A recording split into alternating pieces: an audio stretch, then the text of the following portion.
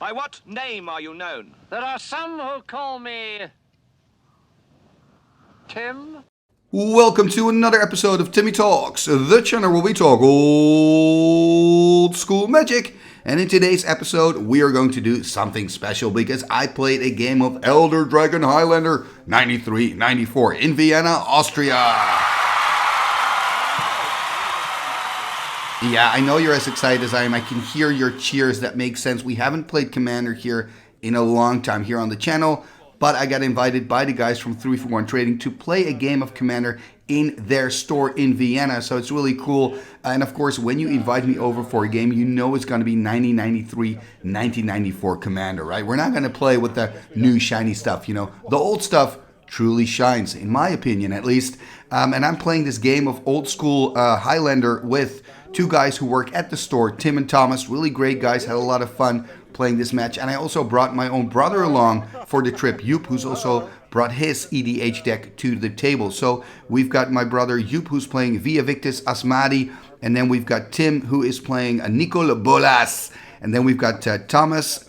And Thomas is playing Arcades Sabboth. And I'm playing Chromium. So I kind of built this artifact deck because Chromium looks like very metallic, right? So I think the artifact theme kind of sticks. But before I continue with the decks, because I've got lovely deck photos of all the decks and we're going to see a lot of obscure cards, I can tell you that. But before we jump into that section of the video, first a message from the sponsor of this video, which is of course, you've guessed it, 341 Trading.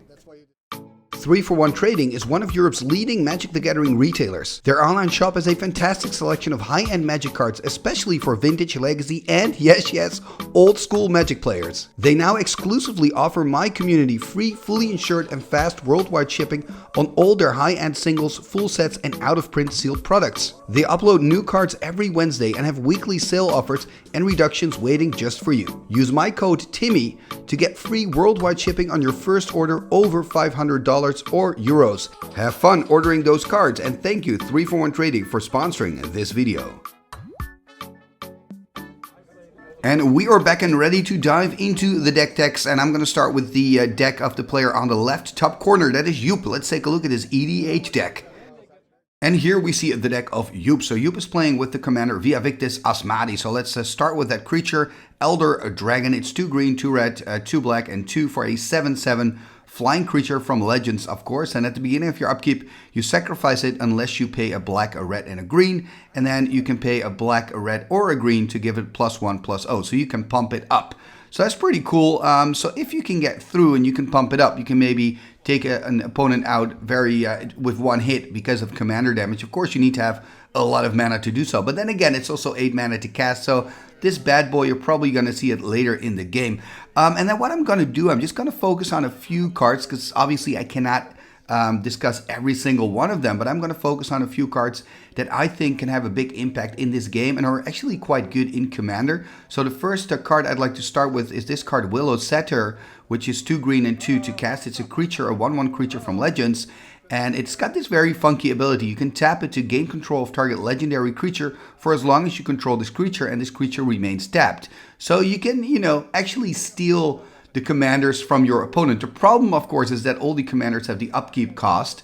But I mean, you could at least steal it for a turn, maybe have some sack outlet. It can be pretty cool. And by the way, you can also choose not to untap this creature so you keep control of this legend. And of course, it's a very good defensive card, right? Let's say your opponent is attacking you with Nicol Bolas and you've got no blocker. You can just tap the Satire, get control of the Bolas, and that way make sure you don't get damage and you don't have to discard like your entire hand. So I can see this card is pretty good. Also, I know that a lot of other players are playing with other legendary creatures in their deck that are worth stealing. Another card that's pretty cool in here is Banshee. It's 2 black and 2 for this creature spirit from the dark. And you can pay X and tap it, and then it reads, this creature deals half X damage rounded down to any target and half X damage rounded up to you. And I know this doesn't sound like much, but the cool thing of Commander, of course, is you're starting on 40 life. So paying that life isn't as expensive as it is in a one-on-one game. And because you're playing multiplayer, there are more like good targets for the Banshee. Another really plus here is that you can use this to politic. So if you wants to politic, I think a Banshee is a great card to do it. Talking about politics, you can also use your false orders. I mean, this is such a funky, cool card. It's an instant, and it reads, cast this spell only during the declare blocker's step. and then remove target creature defending player controls from combat.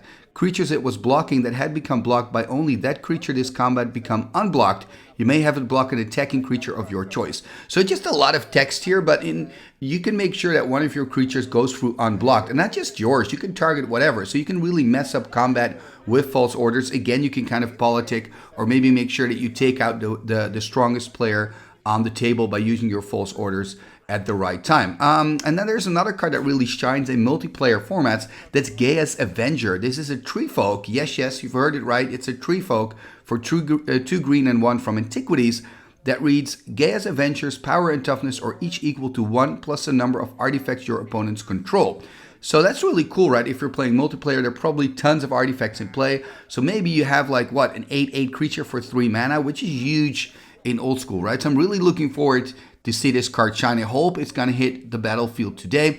And then we've got a card that sometimes I think, was it made for Elder Dragon? Is that possible? Because it was printed in Arabian Nights. So the answer is probably no. But with the modern ruling, this card is very powerful. And I'm talking about Oubliette. 2 black and 1 for an enchantment. And when this enchantment enters, target creature faces out until this enchantment leaves the battlefield. Tap that creature as it faces in this way. Interesting, right? It also taps before it phases out. Could you then maybe use a royal? Anyway, I'm getting a little bit distracted. Oubliette. The cool thing about Oubliette is that because you're facing out the commander, if you're targeting the commander, your opponent cannot say, oh, I'm just going to put it back in the command zone and I'm going to pay 2 more the next time I cast it. No, you're playing Oubliette. It phases out. So it cannot go to the command zone. So Oubliette can really take a commander as a prisoner, and then you have to find a way to get rid of the enchantment, which is actually not that easy in old school. Getting rid of enchantments is tough, especially if you're not playing with white or green. So this Oubliette could be pretty powerful, I think. And then here we have another beauty. This is a Power Leech 2 green from Antiquities, an enchantment, and it reads, whenever an artifact an opponent controls becomes tapped, or an opponent activates an artifact's ability without tapping its activation cost, you gain 1 life. So whenever your opponent taps like a mana rock, you gain a life. Whenever they attack you with an artifact, you gain a life. Whenever they use some kind of card draw spell like Ring of Renewal, you gain a life. So Power Leech, it gives you so much life. I've seen this card on tables in EDH 93, 94 games before, and it gets out of hand really, really quick. And the cool thing about this card is when you cast it, your opponents usually don't see the immense power of the Power Leech. They think, you know what, he's going to gain a couple of life points. It doesn't actually deal any damage, so it's not a threat to me, so I'll just let it be. And then before you know, that player is on 80 life or something, like, oh man, I wish I would have gotten rid of the Power Leech. But you didn't, and now you're in trouble. So Power Leech, mark my words, this is a good card. It's probably in some other decks as well. It's really strong. And then we also have this one. So I discussed before when I talked about the Willow Satyr that other players are also playing with legendary creatures, and Joep is also playing with some cool legendary creatures. He's playing Xira, for example, but also this bad boy, Aiden Oakenshield. Aiden Oakenshield, a 1/2 for 1 green, 1 black, and 1 red. And then it reads, pay a black, a red, and a green and tap it. Return target creature card from your graveyard to your hand. Now, obviously, when you're playing these very long EDH games, there will be a moment in the game that your deck will be stacked with big, powerful creatures. Also, when we're looking at this deck, right, we're seeing Lord of the Pit, we're seeing Crawler, we're seeing Shivan Dragon, we're seeing some of the coolest, biggest, most iconic creatures of the game. And there will be a moment when some of those will be in his graveyard, and he can just get them back with Aiden Oakenshield. And having a value engine like that in old school, man, that is very powerful. I know if you're playing regular EDH, you're probably looking at this and you're laughing your ass off. But trust me, in old school, this card, this power engine, value engine, I should say, is just very, very good. Okay, and then we have another card I'd like to discuss. 2 more cards to go here that I'd like to discuss off the deck of Joep. And the first card of those 2 cards is Animate Dead. Animate Dead, 1 black and 1 for this enchantment dead creature. It's so cool that it says enchant dead creature. I love that. Now they call it enchantment aura, which is not half as cool. You enchant a creature card in a graveyard, and then when it comes into play, it gets -1, -0. Now, as soon as you get rid of the Animate Dead, the creature will also go back to the graveyard. So it's an important thing to know here. But of course, Animate Dead is really good in a multiplayer format because you've got 2 more graveyards to choose from, right? Normally, you've got your own graveyard and a graveyard of your opponent, but now you're playing with 4 people. So there's probably always a good target for your animate dead. Okay, and then we are at the last card of this list of the cards I'd like to discuss of Joep's deck, and that card is Gaia's Leech. Gaia's Leech, such an iconic card, love this card, 3 green and 3. As long as Gaia's Leech isn't attacking, its power and toughness are each equal to the number of forests you control. As long as Gaia's Leech is attacking, its power and toughness are each equal to the number of forests defending player controls. And here comes the cool part of this card. You can tap it, and then target land becomes a forest until this creature leaves the battlefield. So Gaia's Leech, again, it's really cool because you can start messing with people's mana bases. And remember, all those Elder Dragons have an upkeep cost. So you can maybe mess something up so that they can no longer pay the upkeep cost. If you've got Forest Walk creatures, it enables Forest Walk. I mean, and of course you can take out special lands like Maze of If. There's just a lot of like cool, funky stuff you can do with this card. And again, I think it's a very political card, right? Because you can tell the table, you know what, I'm going to turn that into a forest, but then don't mess with me for a turn, or you do that, or I do this. So it's again one of those very cool cards, and it's so iconic. It rarely sees any play on one-on-one games because, you know, you pay 6 and it doesn't really do anything at first. So it's understandable it doesn't see a lot of play, but it's so iconic. And it's kind of made for this big, long Commander games that we're hopefully going to have today. So yeah, this is the deck of Joep. Now let's take a look at the deck of the player on the right. And that is Tim, who's playing with Nicol Bolas. Let's have a look. And here we see the deck of Tim. So just to clarify, that's not me. I'm Timmy, this is Tim. It's very confusing. Anyway, this is Tim. He's playing Nicol Bolas as a commander, probably the strongest of the bunch.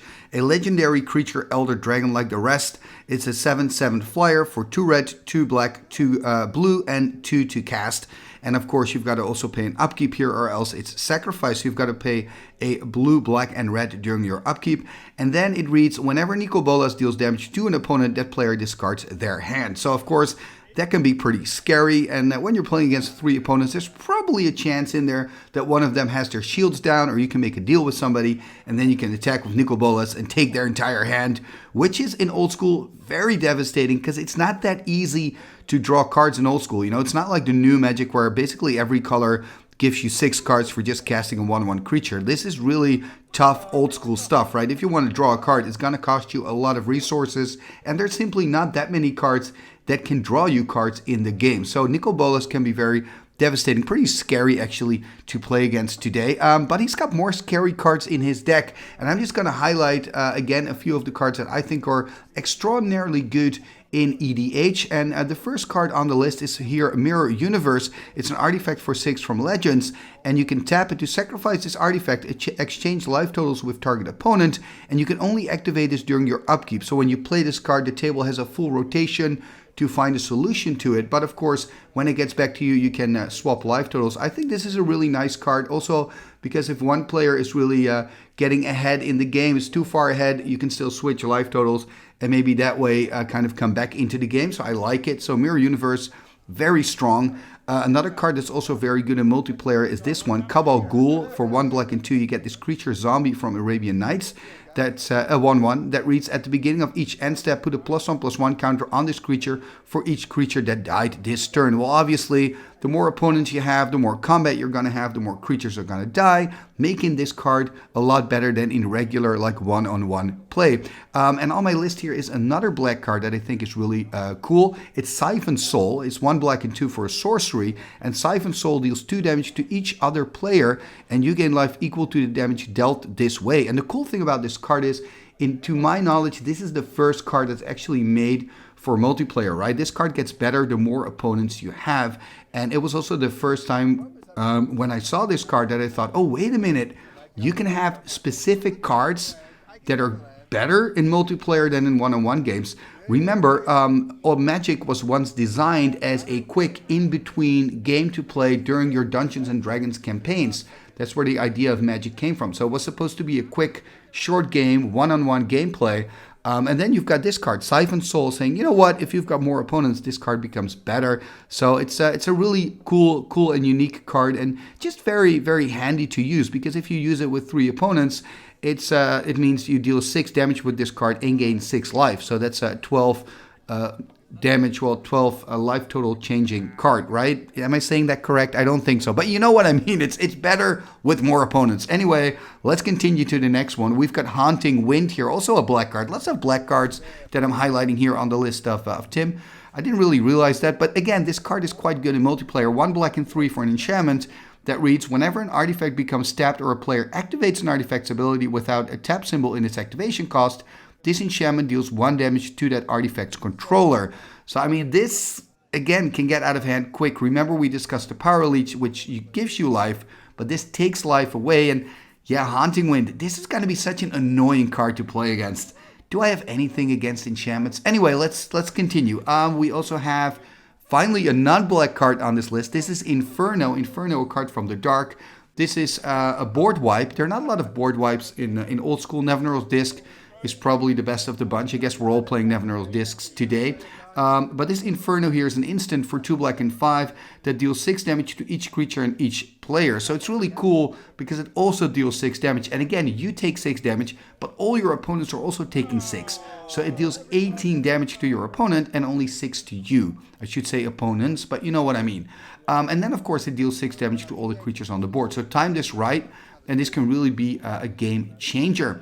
And then we also have another red card here, which is Spinal Villain. 1 red and 2 for a creature beast. A 1/2 from Legends that reads, tap, destroy target blue creature. Now, normally this card sees 0 play, maybe here and there in an obscure sideboard plan. But hey, guess what? Multiplayer, you've got more choice. There's a bigger chance you're going to run into blue creatures. So Spinal Villain becomes very, very playable. And I'm actually pretty scared for this card, Tim, because I'm playing a lot of blue today. And then the last card of the list here is Mind Bomb, a sorcery for 1 blue from the dark that reads, each player may discard up to 3 cards. Mind Bomb deals damage to each player equal to 3 minus the number of cards they discarded this way. I mean, it's not that powerful of a card, but I thought it was just a cute little cool card to show you what you can do for just 1 blue mana, right? Each player has to start discarding cards or take damage, which is pretty cool. Of course, there's a little bit of risk involved here because maybe your opponent wants to discard a big card to maybe play Animate Dead or do something with Hell's Caretaker. But that also counts for Tim. You know, maybe Tim wants to get rid of a card, put it in the yard, and then reanimate it in some kind of way, right? So Mind Bomb, I think, is just a really cool card. And I wonder if you're playing regular Commander, is this card played? Because it seems to be quite good, in my opinion. Anyway, let me know in the comments below. These are the cards that I wanted to discuss of Tim's deck. Now let's take a look at the deck of the other player we're playing against today, and that is Thomas. Let's take a look at his list.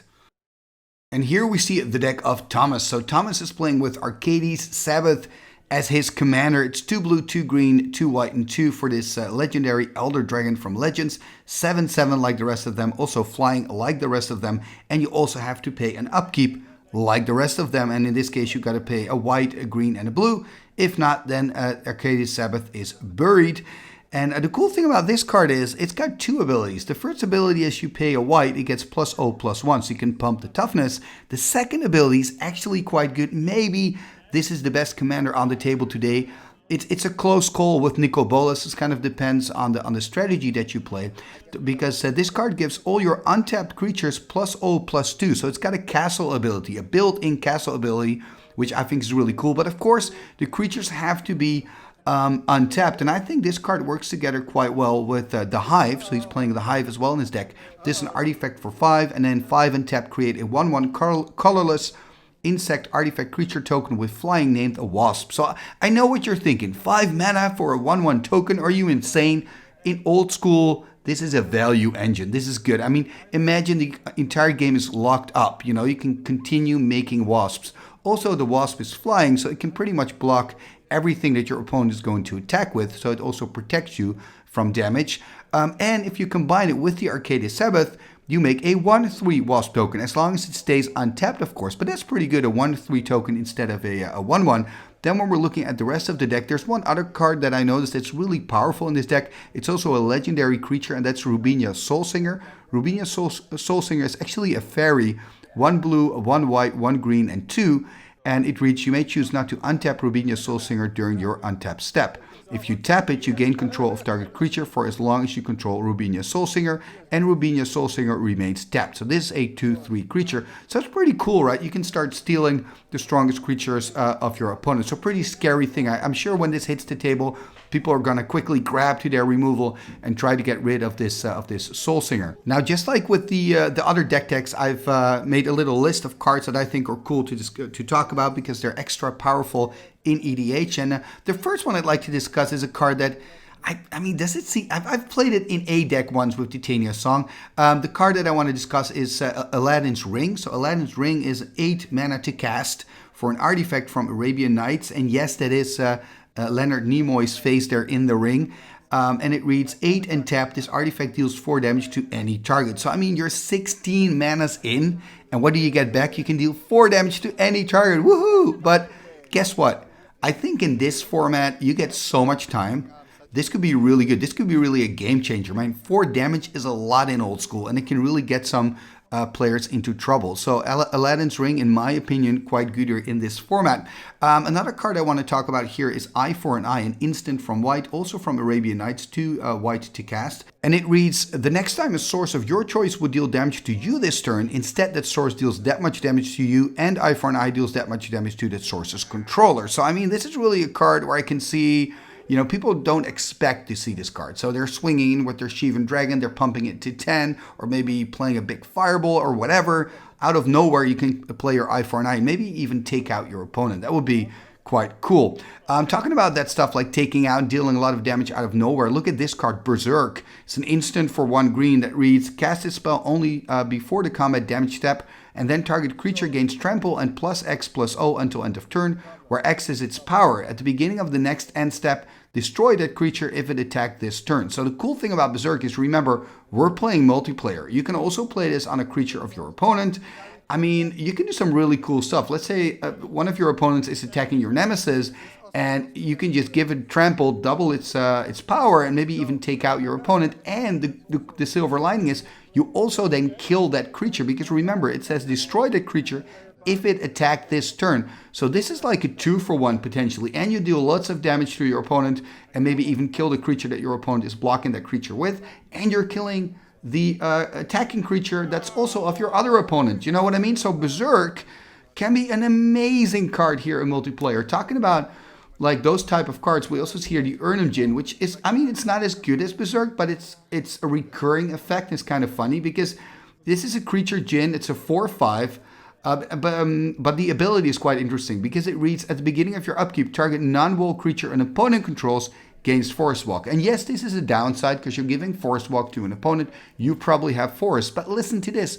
There are more people at the table that play with forests, so you can make a deal. You can say, I'm going to give your creature Forest Walk if you don't attack me, and then you go and attack that other dude that's got Forest. So again, a political card. I mean, maybe I'm taking this political stuff too serious, but I think these cards are funny, right? Because you can start conversations and it can be cool. On the other hand, when you're making deals, you're also making enemies, so it could be quite scary as well. When people see a card like Urnum Djinn, they can think, ooh, I've got forests, I need to get rid of you. So it can also be like, it can also end up being a problem for you, actually. Talking about cards that can be a problem for you and for the table, he's also playing with Armageddon. Armageddon, 1 white and 3 for a sorcery that simply reads, destroy all lands. I mean, this card will give Thomas some hate. If he casts this, people will not be happy. He's also playing with land text, by the way, so if you can combine Armageddon and land text, chances are slim because you're playing 100 cards singleton, right?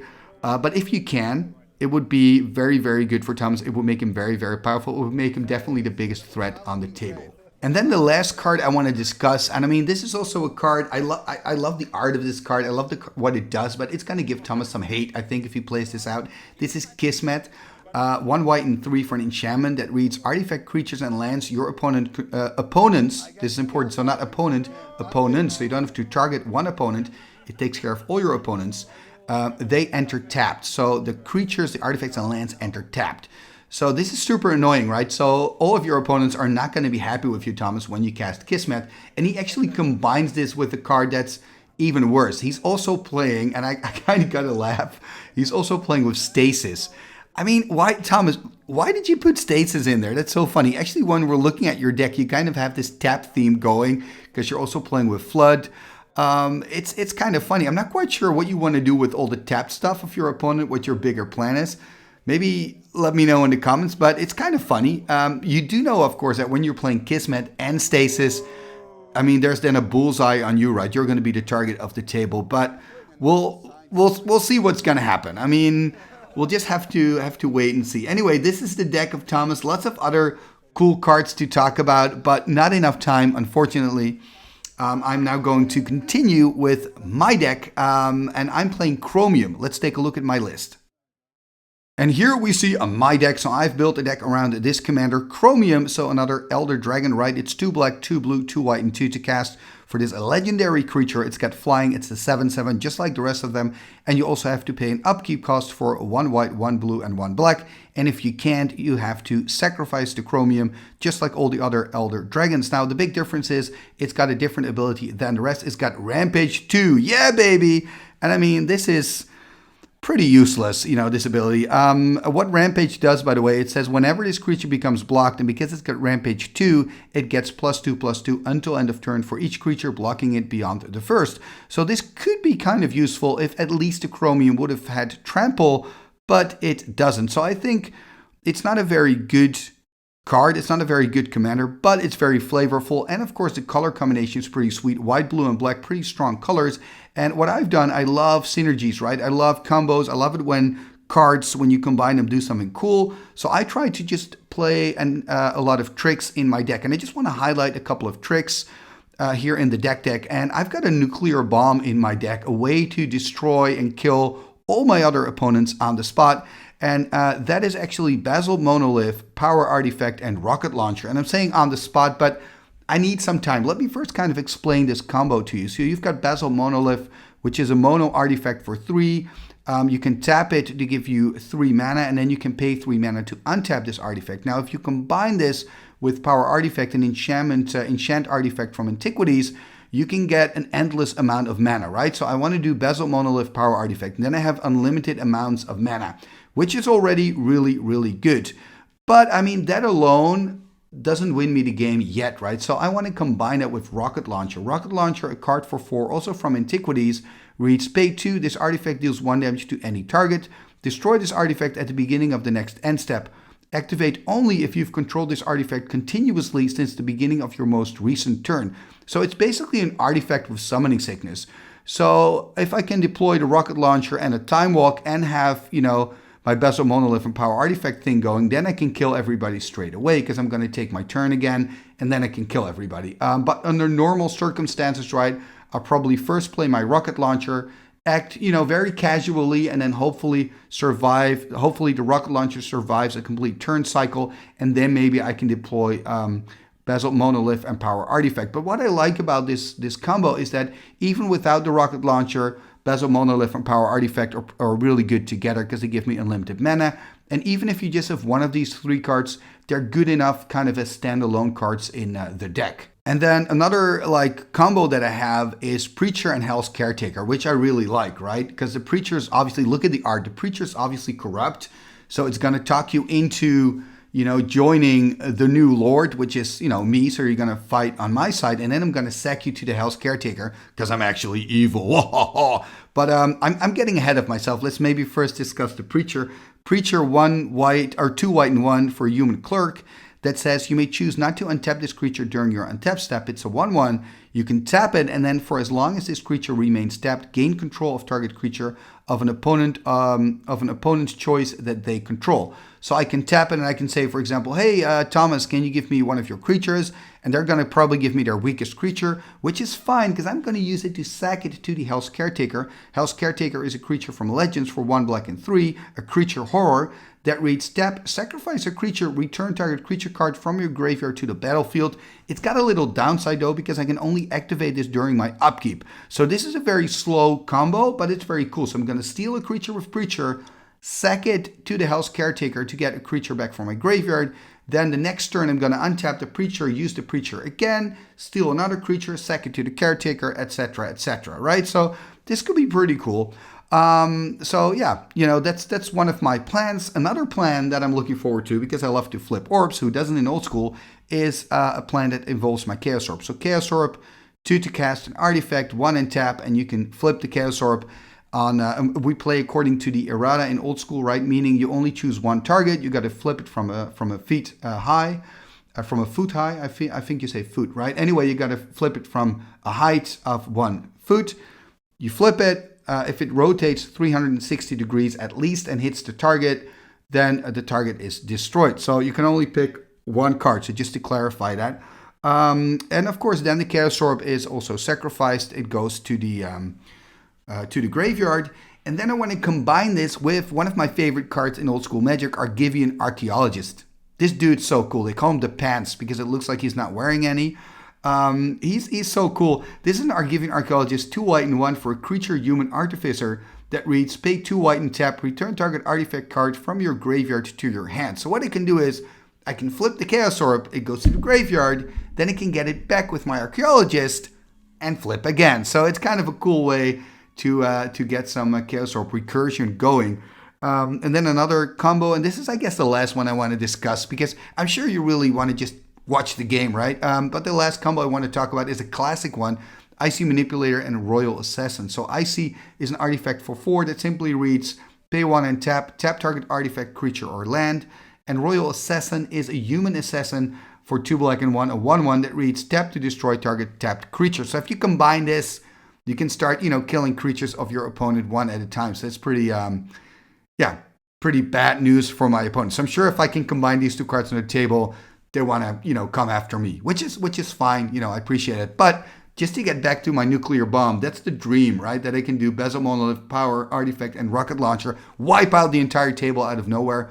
In a way, I have to say, though, it's a dream and it's not a dream, because I hope that this is going to be a long game, because there's so many cool cards in these decks. So before I jump into the game, first, a big thank you to Tim, Thomas, and to Joep for joining me on this EDH adventure, and of course to 341 Trading for inviting me over to play this epic battle. At least I hope it's going to be an epic battle. Let's go to the Elder Dragon Highlander battle. Let's see what dragon will stand at the end of this. And the game is about to start here, and look at us here. We're all playing with an Elder Dragon as our commander, and the player that's on the player is Thomas. He's the player on the right bottom corner. Here we can see my hand, by the way. It doesn't look very impressive if you ask me. So we've got Thomas, who's on Arcades Sabboth, and he's on the play, like I said. And in the left bottom corner, it's me, Timmy, who's on Chromium. And then at the top there, left top corner, it's Joep, who's on Vaevictis Asmadi. And on the right top corner, it's Tim, who is on Nicol Bolas. So we've got a Tim and a Timmy here today. Could be a little bit confusing, but just look at the playmat. It's clearly to see who's Tim the Enchanter. So we have Thomas here starting with Mox Emerald into a Llanowar Elves, and then there's a Plains. Pretty good opening here. And oh, look at that, even a Soul Ring, tap into Soul Ring, a Library of Lang. Okay, I gotta laugh a little. Library of Lang, not very useful at the moment here for the Austrian player, having, I believe, 3 cards in hand. But yeah, lots of ramp. Maybe he can play out something big and scary next turn. And I'm starting here with a basic Swamp and passing the turn over to my brother. Let's see what he can do. And oh, there we see a Bayou, black bordered, beautiful real estate there for Joep. Passing the turn. So both of us not having a turn 1 play. Let's see what Tim can do on his first turn. There's an island. Tapping the island. There's a Mana Vault. Pretty good opening if you ask me. So both Austrian players here finding some ramp early on in the game. Let's see if they can take advantage of that. And look at that. Thomas going to put that Llanowar Elves into the red zone, it seems. Going to attack Tim. You're putting Tim on 39. And there we see an island. And there's a pass. Okay. Let's see what I can do with my second turn. Let's hope I can find some ramp. Maybe a Felwar Stone. No, just passing the turn. Playing a basic passing. So not doing much. And Joep here finding a Sylvan Library. That's a pretty good card if you ask me. Card from Legends. During your draw step, you can look at the top 3 cards. And then if you want, you can draw an extra card. But then you have to pay 4 life.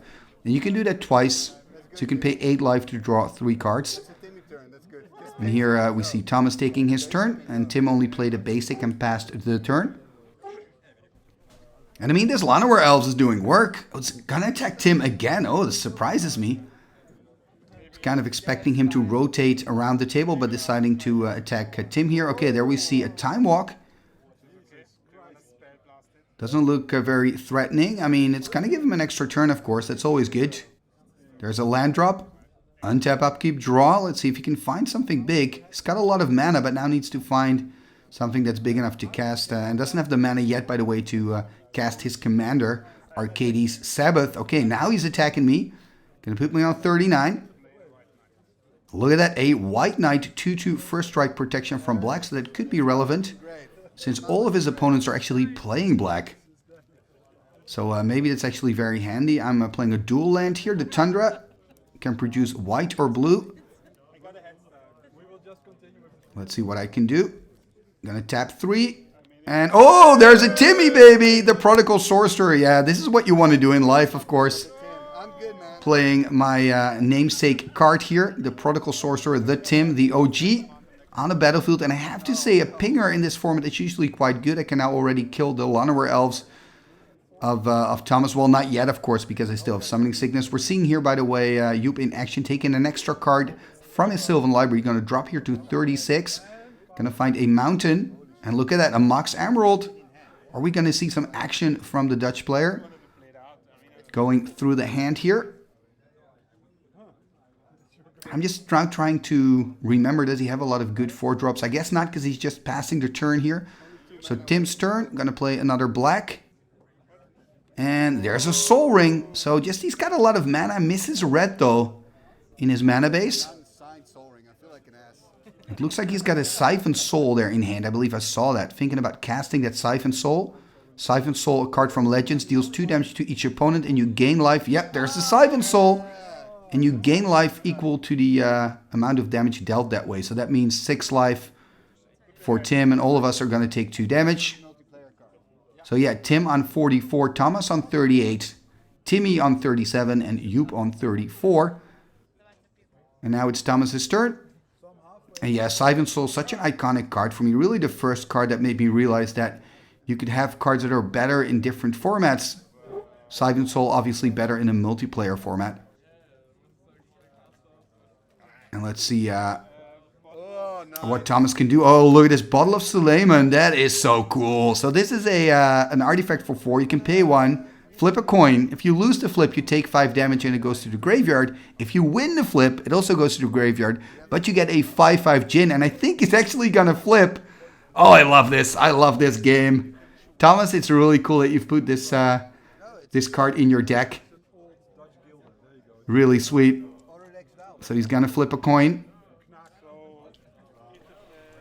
And now he's got to choose an opponent to say heads or tails while the coin is in the air. And again, if the opponent is correct, he takes 5 damage. If he's incorrect, then Thomas wins the flip. He gets a 5/5 Flying Djinn. That would be really good on this board, by the way.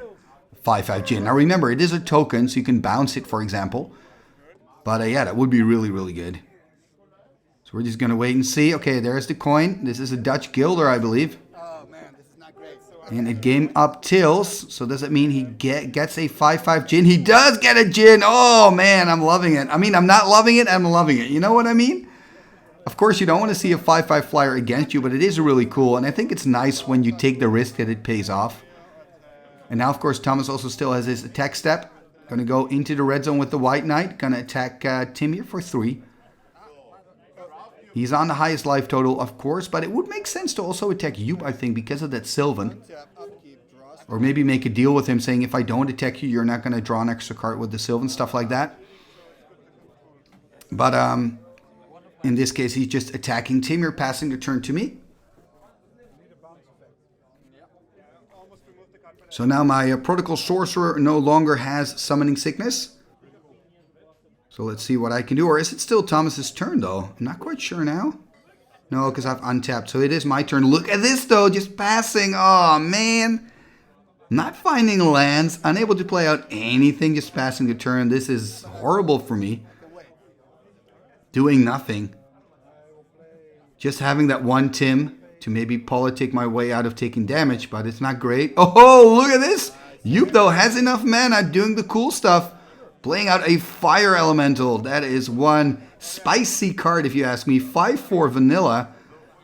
Beautiful, beautiful. Hitting the board, black bordered.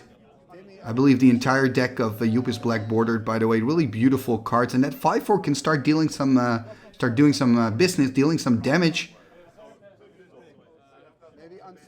Because it's got some good attacks on this board. But first, let's see what Tim can do. Yeah, this is also a great card for Tim at this point in the game, playing a Royal. Of course, I can kill it, though. So maybe I need to do some negotiating. And I'm going to kill here the Llanowar Elves on the end step of Tim. Yeah, I guess I have to do some negotiating here with Tim, because I can kill the Royal. But if he promises, of course, not to use it against me, maybe... Who knows? We'll have to wait and see. So the White Knight and, of course, the 5/5 Flying Djinn here on the battlefield for Thomas, who just drew his card for turn.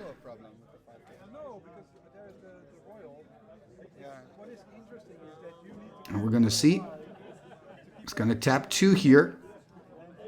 1 white, 1 blue. What is he going to do? Oh, Armageddon! Oh, that's crazy. I guess it's good because he's got the Emerald and the Soul Ring still. But wow, this is so bad for me. I'm already way behind.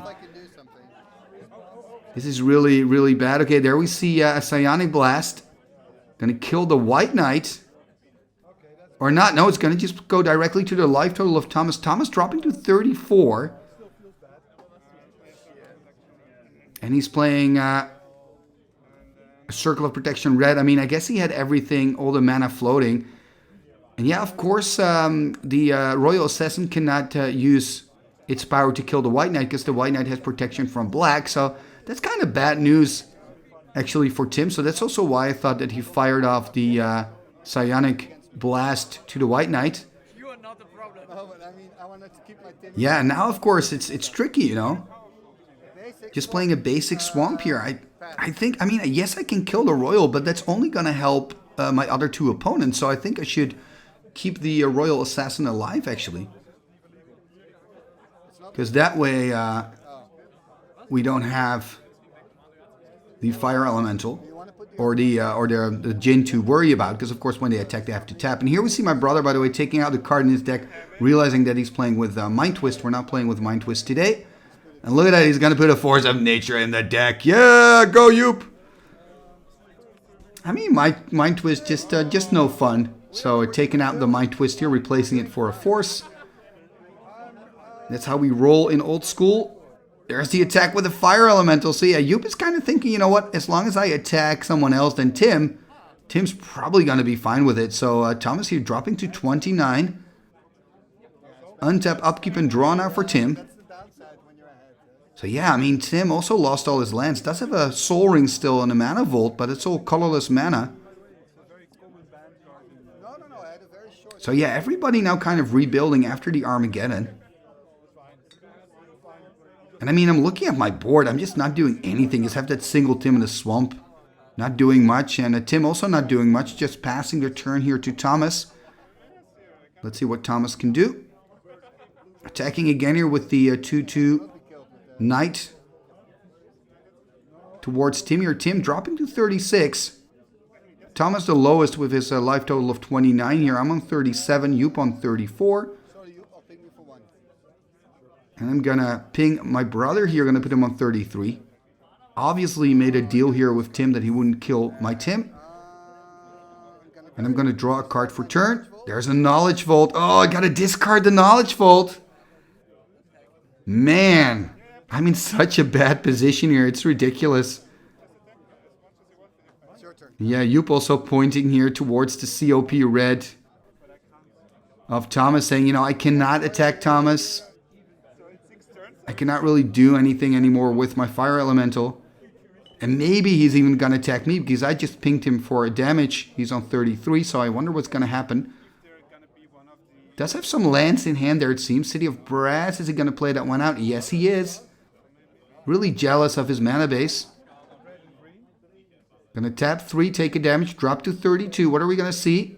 Oh, there's the Aiden Oakenshield.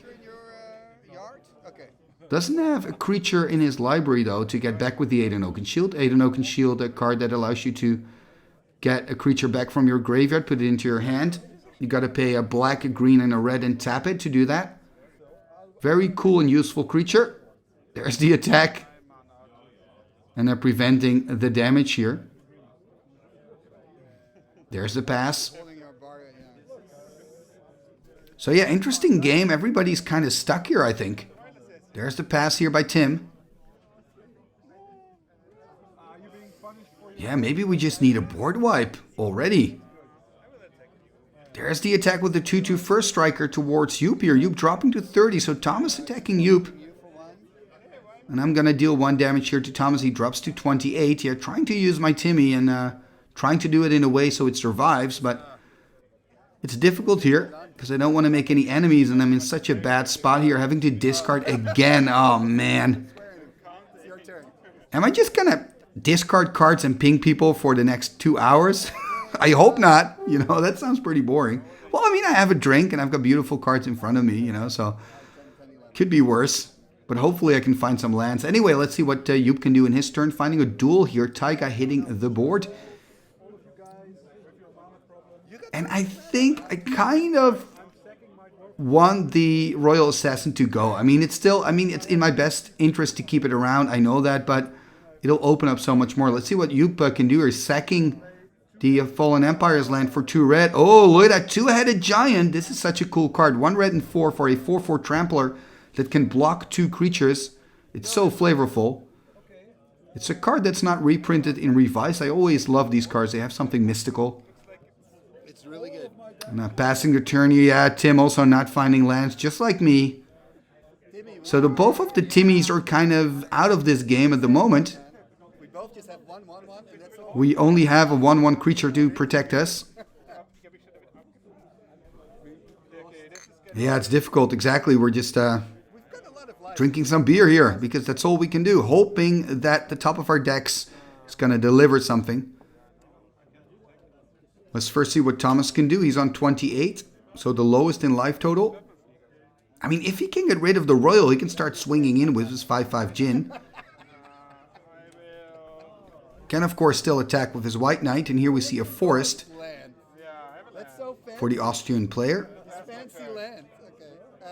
Yeah, Ensep, I'm gonna this time ping you. Yeah, I'm pinging again, putting my brother on 28. I cannot ping Timmy because I have to deal. And Yeah, discussing here why I'm targeting Joep here, not another player.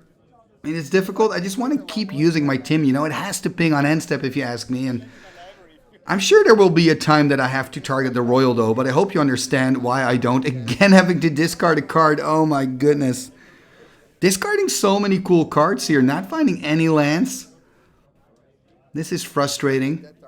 37. At least I'm on 37 still. Hopefully someone's going to like play a draw 7 or something. Here we see a Swamp. Maybe a Wheel of Fortune from Joep. Not even sure if he plays that card. Going to look at the top 3 cards again of the library.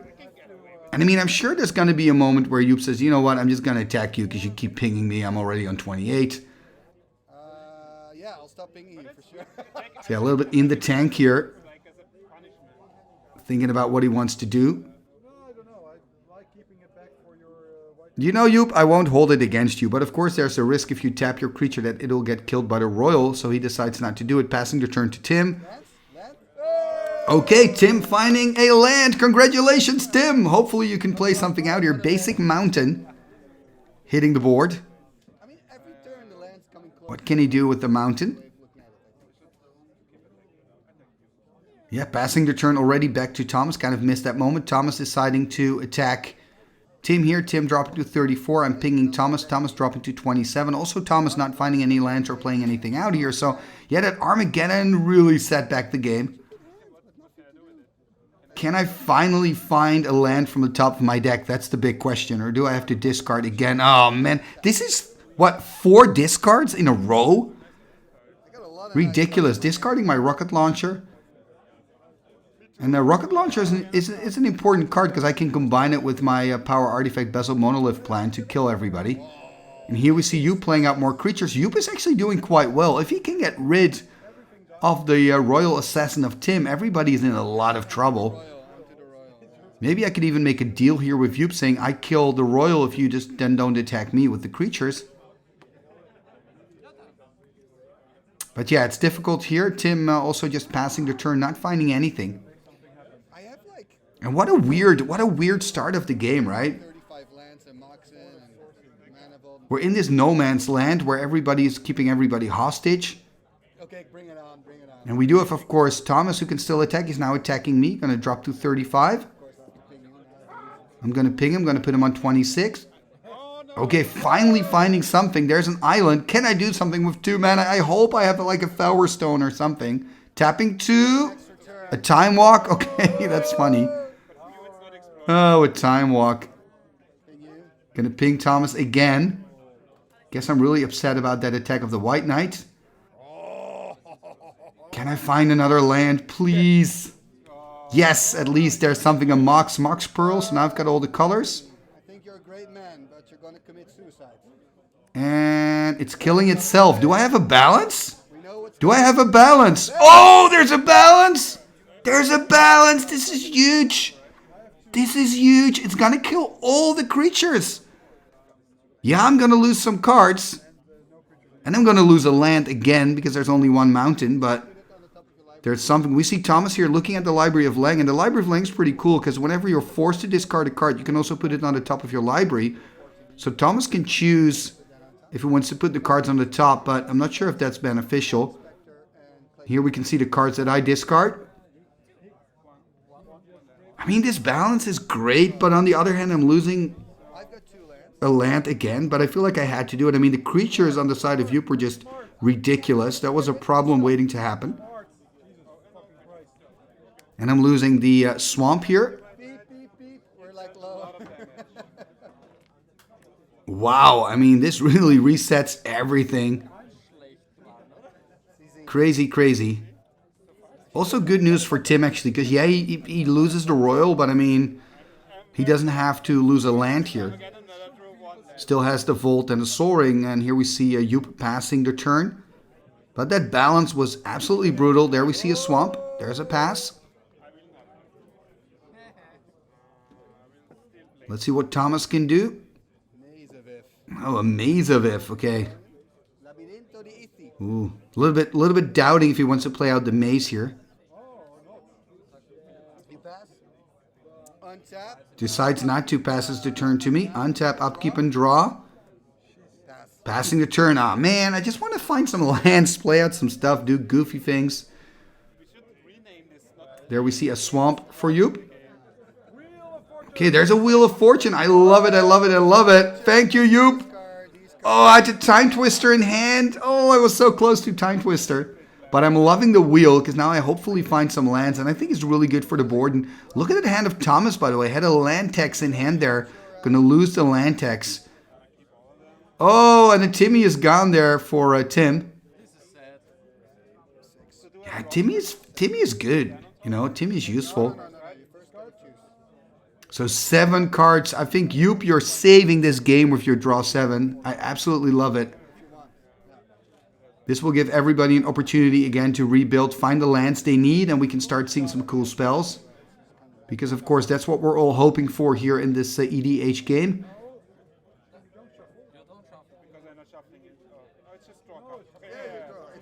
And Joep here looking at his hand. I'm not sure if he passed the turn already. We'll just have to wait and see. I am liking this game. It's kind of weird. Yeah, I think he's going to put the hand away here. And there we see the cards discarded by Thomas, who was thinking about playing that Maze of If. But decided not to. Oh, but decided to put that back on the top of his library, and then he draws those cards again. Okay, now I get it, because of the Library of Leng. So interesting synergy, of course, between Library of Leng and Wheel of Fortune. And Tim now taking on his turn, by the way, playing a basic island. Let's see what he can do. I mean, he's got a lot of mana. Has a Nova Pentacle in hand. Okay, that card's pretty cool as well, Nova Pentacle. A card from the dark. And I'll discuss it when he plays it. It's pretty cool. Especially when you don't have any creatures on your side of the board. But let's first see what Thomas can do. There's the Hive. I think the Hive's quite good here. I think the Hive can do something here for Thomas, you know, because it's a very slow game. The Hive 5 and tap create a 1/1 Wasp flying token. Hey, I'm finding a land, people. Probably thanks to the wheel, but still a land. I'm happy with it. Underground sea. Passing the turn. Man, it just feels like I'm not doing much. Of course, the balance had an impact and the Timmy had an impact, I guess. But yeah, not really doing what I hope to do here. And let's see what Joep can do. I do feel Joep is doing much here in this game. He's going to look in the graveyard. So I guess he's got maybe a regrowth or an animate dead. I mean, if he has a regrowth or animate dead, could consider getting back the Aiden Oakenshield. And then use Aiden Oakenshield to get more creatures back from the graveyard, right? That would be pretty sweet. Okay, Joep, what are you doing? Because he's got a lot of big creatures there in the graveyard. He's going to pay a black and a red. Yep, there's Animate Dead. Okay. Of course he is. I love this play by Joep. Very, very cool. So now he's got an 0-2, I believe, Aiden Oakenshield. And you can tap him, pay a red, a green and a black. Of course, he cannot do it right now because the creature has summoning sickness. But then you can get a creature from your graveyard back into your hand. That would be pretty epic. Oh, and there's also Xira Arabian. Really good card. Another legendary creature. Very flavorful here. You can pay a black, a green, and a red and tap to draw a card. So very good turn here for Joep. I have to say, Joep's deck is looking very impressive. He keeps impressing me with his plays. At least the deck really seems to function well. A lot better than my deck, Joep. And let's see what Tim can do in his turn. He's on 34. Playing out an island. So 2 islands, a swamp, and a mountain. And of course the Mana Vault and the Soul Ring. So just tons of mana. So come on, Tim. Play something big and explosive. Let's do something cool. That's why we're here. It looks like he's now reading his card. Could he be reading the Nova Pentacle? Because that's a card you want to read a couple of times. Would be quite good on this board, actually. He's going to tap 6. Oh, it looks like he's going to play a Detonate. Is he going to detonate the Hive? Oh, he's going to detonate the Hive. Oh, and look at the life total of Thomas, you know. He's on 20 now, and he doesn't have any mana untapped, of course, to use COP Red. This is pretty devastating for Thomas, and losing a good card and taking 5 damage is on 20 now. Life total halved for the Austrian player. Yeah, this is tough for Thomas. Let's see what he can do. Looks like he's got some cards in hand. Okay, there's an Argovian Pixies and an Onulet. So an Onulet is a 2/2 creature. When it dies, you gain, I believe, 3 life. Is that correct? An Argovian Pixies is a 2/1. This is the version from Chronicles. And it cannot be blocked by artifact creatures, and all damage dealt to it by artifact creatures is reduced to 0. And there's the pass, by the way, by Thomas to me. Let's see what I can do. Hopefully I can find some more lands. Okay, yes, a swamp. Okay, 4 mana. Gonna tap 3. What are we gonna see for 3? Do I now have a Royal? I also play with Royal Assassin. And it looks like we're maybe doing some politicking. I don't know. At least we're talking about something. And I'm tapping 3 here. Perhaps we're discussing the Aiden Oakenshield, and I'm thinking about doing something against the Oakenshield. I mean, Aiden Oakenshield is too good. Yeah, I have to kill it. Oh, this is tough for Joep. Oh, ho, ho. And those creatures are also removed from the game. And I'm going to take 5 damage from the ashes to ashes.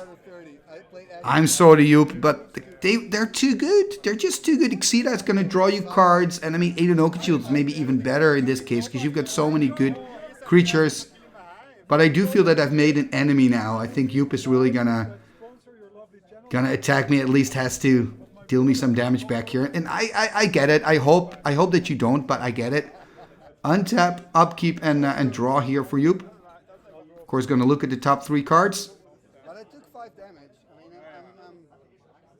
And I'm now on 30, by the way. Joep on 27, Tim on 34, Thomas on 20. Oh no. Uh-oh, he's going to tap everything. What are we going to see? Shivan Dragon! Oh, man. I just picked a fight with the guy that just casted the Shivan Dragon.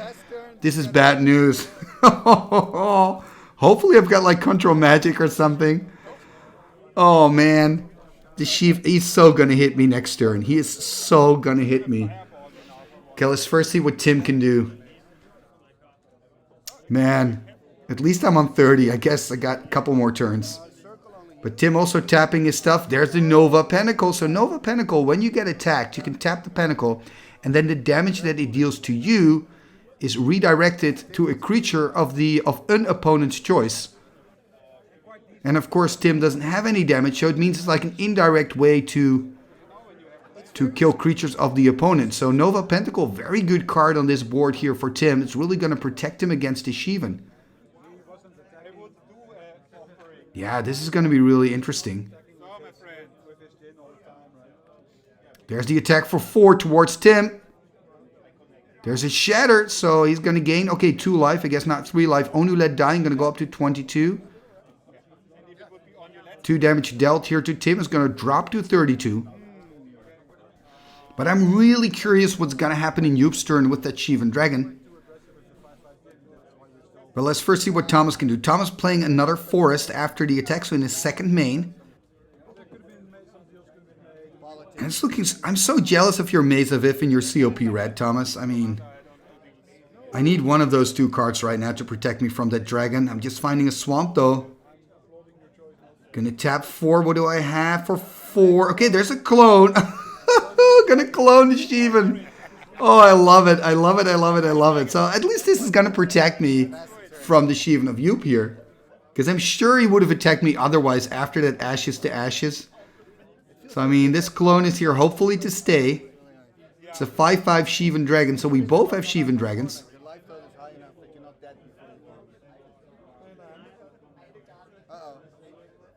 But yeah, both of our Sheevans, you know, when you look at the board, we cannot do much with them. Because of the Nova Pentacle, because of the COP Red, because of the Maze. I'm not going to attack you with the Sheevan. It's going to be difficult.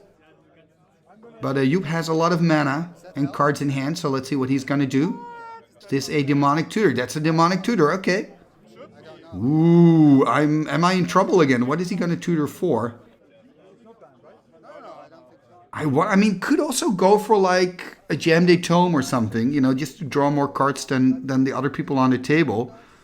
Going to go for the long-term value. Could also, of course, go, for example, just a Terror on, you know, my Clone Sheevan and then just attack for 5. Could also go for some kind of artifact destruction or, you know, like Shatter Storm. Doesn't have any artifacts himself that would really damage the other players on the board. Not quite sure if he plays with Shatter Storm, by the way. Anyway, we'll have to wait and see. Of course, if he Shatter Storms, he also loses his Moxen, by the way, so probably that's not the best option. He could, I mean, it looks like he's got Aladdin there. Aladdin would be really cool. Oh, that would be so cool. Aladdin is a card from Arabian Nights that allows you to steal artifacts from your opponent. That would be hilarious. That would be really cool. The cool thing about Aladdin is you don't have to keep the Aladdin tapped, so you can steal multiple artifacts. So this can really be a value engine for Joep. Gonna tap 4. Oh, this is so cool. Honest Joep, you know, to me, you're making the coolest plays. The coolest plays thus far here in this match. Aladdin hitting the board, 1/1 creature. And I believe it's 2 red and 1, and you can steal an artifact. You've got to tap it, steal an artifact. But it doesn't say you have to keep the Aladdin tapped to keep control of the artifact. As soon as the Aladdin dies, though, of course, then all the artifacts go back to their owner. But you can tap it, steal an artifact, next turn, untap it again, steal another artifact. And you keep control of the artifact you stole. So a pretty good card if you ask me. Pretty cool card as well. Very vulnerable, of course, just being a 1/1. But it's sweet. You can see me here reading the Nova Pentacle again. But yeah, this is cool. You can actually steal that Nova Pentacle and then attack Tim. So Tim's also in a little bit of trouble. He's going to play a copy artifact here. Just copying the... Is he copying the Soul Ring? Yeah, copying the Soul Ring. And oh, there's another wheel. Oh, that's so cool. That is so cool. Another Wheel of Fortune. I love it. I love it. I love it. We're showing our hands here. Some pretty good stuff. And again, I feel like Thomas is in a good position. He can choose to just keep everything. He's got a lot of good white cards, but no white mana, by the way. I mean, he's got 3 lands. I would definitely keep the land text because you're probably going to draw into some white mana. Land text is just so good. So he's going to discard the Divine Offering, I guess. That is not good. I mean, you could consider... Does he want to keep all of it? I think I would keep Disenchant and land text and drop the other 2. Well, he's just going to keep them, going to draw 3 cards. The thing is, you need white mana, you know? And we see, by the way, Tim playing out a lot of cards here. Rook Egg and an Ivory Tower. Rook Egg, a card, an 0-3 from Arabian Nights. When it dies, when it goes to the graveyard, you get a 4-4 bird token. Flying bird token at your next end step. I think you can. Because you can choose. So that could be quite good, quite handy blocker. Oh, this is nice. Howling Mine. Sweet. I'm loving it. Howling Mine hitting the board. That means we're all going to draw some extra cards. That could be the OG Group Hug card in the format. So beautiful sig there by Mark Poole. Those are the old signatures by Mark Poole when he still used a ballpoint pen. They're pretty cool. Showing off here the potential synergy between the Nova Pentacle and the Rook Egg. And I'm now going to draw 2 cards for turn, so 9 cards in hand. I'm loving all these Wheel of Fortunes. They're so much fun. There is a Plains for me. Let's see what I can do. Don't really have any good attacks with my Shivan, also because I need my own Shivan. That is sad. That is sad. Yeah, absolutely. And I'm really also curious to see what artifact Joep is going to steal next turn. So I'm on 30, Joep's on 27, Tim on 32, and Thomas on 22. Oh, yeah, of course. Sorry. And it looks like I'm a little bit in the tank here, which is understandable, I guess. I've got, 9 cards in hand. Oh, but I am going to attack here, though. I'm attacking. I wonder who I'm going to attack. I mean, it has to be Tim, but Tim is exactly the Nova Pentacle, going to use the Pentacle. And I believe maybe what I thought was that the Pentacle works in a way that I attack, right? I'm going to deal damage to Tim. Tim's going to use the Pentacle, meaning the damage you take is going to go to a creature instead of an opponent's choice. And I thought it would be the opponent, the person who's attacking with the creature, can choose another target. But yeah, that's actually not the case. So I should have checked the Oracle text before I decided to attack Tim. So pretty stupid. And we are discussing the card now, and I'm explaining. I remember this moment in the game. I'm explaining what I thought the Pentacle did. And you can see Tim there grabbing his phone, probably going to check the current Oracle text. We are playing according to the modern rules. Also because of this reason, because then you can just check current Oracle text. You can ask a judge if a judge is in the house. You can check the current rules. So by using the modern rules, it just becomes more playable. And then, of course, I'm not talking about mana burn. That's a whole different debate. You can choose to keep it or not keep it. I'm just talking about the rules of the stack, all the things, the ins and outs, and of course, current Oracle text on card. So we're following that. So here, Tim checking his Nova Pentacle. Nova Pentacle, such a good card in multiplayer, and also on this board because, of course, the only creature I can target of Tim here is his own Rook Egg. Can also target another creature. So I think my idea here was I'm going to attack Tim. He's going to use the Pentacle. Then I can deal 5 damage to any other target. And I'm going to take the Shivan or the Pixies or the Aladdin. You know, I can do whatever I want. But this is really backfiring on me because now Tim can make a deal with somebody because he can choose any opponent, not just me. So Joep's saying, I would target the Shivan. Shivan's already gone here. Yeah, so this is a bad deal for me. Okay, Shivan's back. I guess we're back into politics again. And look at this. Thomas is actually using his card to save my Shiva and take it out of combat. And that means the Pentacle of Tim is not going to do anything. And now I'm in my second main. I'm going to play a Hell's Caretaker. Okay, Hell's Caretaker, pretty cool card from Legends. Also playing Willow the Wisp. Willow is great. 0-1 flyer, 1 black to regenerate. But maybe get back to the Hell's Caretaker. Very interesting card. I can use it during my upkeep to sack a creature on my side, and then I can get a creature back from the graveyard. And check out my graveyard. It is full. So I wonder if I'm going to sack something to the Caretaker next turn. Let's first see what Joep can do. Joep, of course, looking at the top 3 cards. That Sylvan's still around. He's going to pick one, I believe. This man knows what he's doing. And Joep now also having a full grip of cards after that wheel. So let's see what he can do. And of course, he can use the Aladdin. What is he going to steal? What would you steal with the Aladdin? Maybe the Ivory Tower? You know, some life gain? Not sure how many cards got in hand now. Okay, first playing out the Diamond Valley. Talking about life gain. Card from Arabian Nights. You can tap it. Sack target creature, gain life equal to the toughness. He's going to use the Aladdin. He's going to steal something. What is he going to steal? That is the big question. You could steal the Nova Pentacle as well, but he's got creatures though. Nova Pentacle wouldn't be that good for him actually because of that Aladdin, so probably not going to steal that. Although you can steal it so that Tim doesn't have it. Okay, he's going to steal the Soul Ring. So now he has a tapped Soul Ring in his possession. And he's going to tap 4 more. Oh, this is such a cool card. This is Singing Tree, a card from Arabian Nights. You can tap it and then target creature doesn't deal any damage, I think. Something like that. Really cool card. It's a card you don't see that often. It's attacking creature, by the way. It's an 0/3. Yeah, I mean, Arabian Nights, probably the coolest set ever made. I mean, my personal favorite is Antiquities, and this also, you know, has a reason. When I was, 11 and I started playing in 95, my brother really loved Arabian Nights, and I picked Antiquities because I loved the fact that Antiquities had a story. And, I loved the artifact theme of it as well. I thought it was just very magical. So that was the first set ever that I started to collect. And now we see Tim, by the way, taking his turn. So he's going to draw some cards. So it looks like my brother forgot. So here you go, Joep. An extra card for you. And I mean, that Ivory Tower, maybe that would have been a good, a better decision to steal for Joep. There we see a strip mine on the maze. So the maze is gone. So Tim taking care of the Maze of If. Has untapped his mana vault, by the way, not taking any damage from his vault. Also gained a life from the tower, I believe. So 32 for Tim. He has the highest life total at the moment. And I mean, he's in a pretty good position with that Nova Pentacle and the Rook Egg. Exactly, now gaining a life from the tower.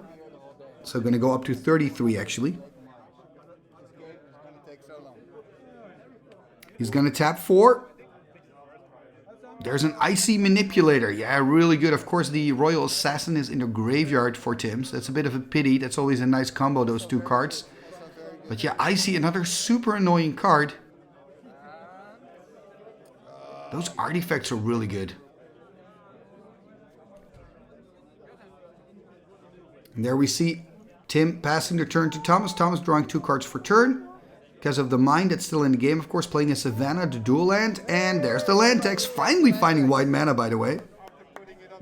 That took a very long time. After that Armageddon, Thomas didn't see a single white land anymore. That Armageddon play almost feels like a different game, by the way. It's like it's ages ago. Years ago. And neither of us actually have played out their Elder Dragons. Would be cool to see those cards coming out as well.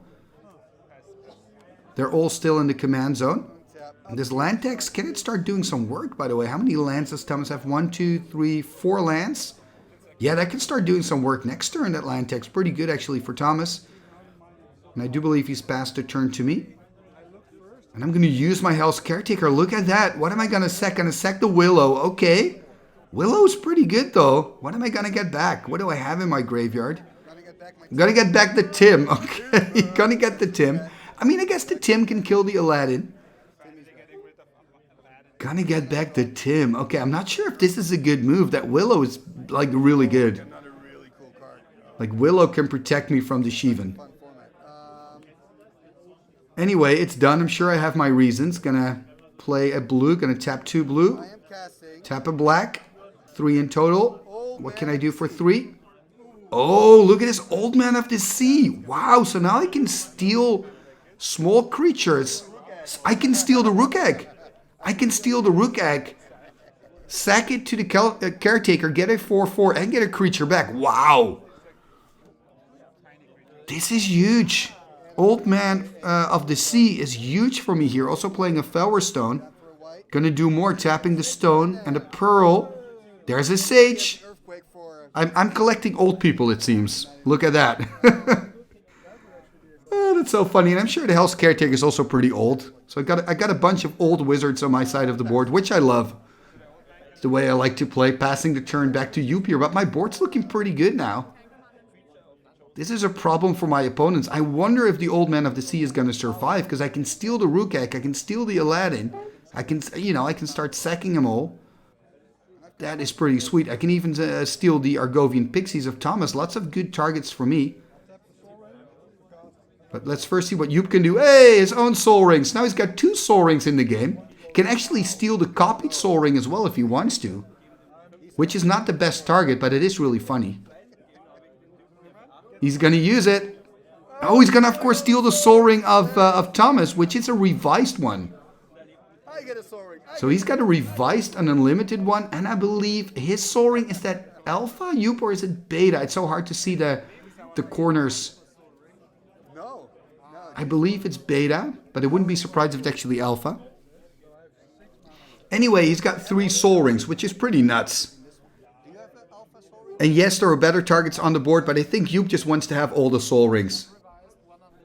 Which is really funny. He's going to tap 4 mana, and okay, there's the Master of the Hunt. And it can make 1/1 wolf tokens. I believe 4 mana, it can make a 1/1 wolf. It's a card from Legends. Oh, and we've got a wolf token as well. That's pretty cool. Those are the oldest tokens, by the way, by Citadel Gaming. They made the first tokens, I believe. I made a video about that. Actually, it's on the channel if you're interested. And Joep here passing the turn. But wow, I mean, we have very interesting board states here. I think looking at the board, I think maybe Thomas is in the worst position because he's got the lowest life total. And yes, he's got COP red, but that's about it. Doesn't have any other defenses. Now remember, my clone is also a Shivan Dragon, by the way. So that's also red. Clone also takes over the color, so that COP red works there. And I believe Vesuvan Doppelganger stays blue. I think that's the difference between the clone and the Vesuvan. One of the differences. But let's first see what Tim can do. Tim's on 33. It's not the same, right? He's going to play an Underground Sea. He's got a lot of mana. He can cast his commander if he wants to. He's going to tap 3. Oh, Energy Flux! Oh, this is so good! I mean, yes, I've got 2 artifacts, but who cares? The artifacts of the other players are much more dangerous. I actually think this Energy Flux, Thomas, is worse for you. Because you also have an upkeep on your own cards. I mean, did you read the card before playing the card? This could really backfire on you. Because look at, Tim. Because look at Tim's side of the battlefield. You've got a Soul Ring, a Mana Vault, an Ivory Tower, an Icy, Nova Pentacle. This board is so clogged up. Oh, there's a Mind Bomb. Yeah, Mind Bomb's pretty sweet. Card from the dark. So you can take 3 damage, or you can discard a card and then prevent 1 damage each time you do that. So I'm just taking 3 here. We also see Tim just taking 3 damage. Joep actually discarding a couple of lands here. Well, 1 land, so only taking 2. So Mind Bomb is quite cool in multiplayer because you're dealing 3 damage basically to every opponent for just 1 blue mana. Oh, there's a Pestilence. Oh, this Pesty is so good. It's so bad for my board. Most of my creatures have 1 toughness. This Pestilence is such a big problem. I still cannot believe, Tim, that you played out the Energy Flux, to be honest. But yeah, now of course Thomas taking his turn, finally able to use the land tax that has been stuck in his hand for so long.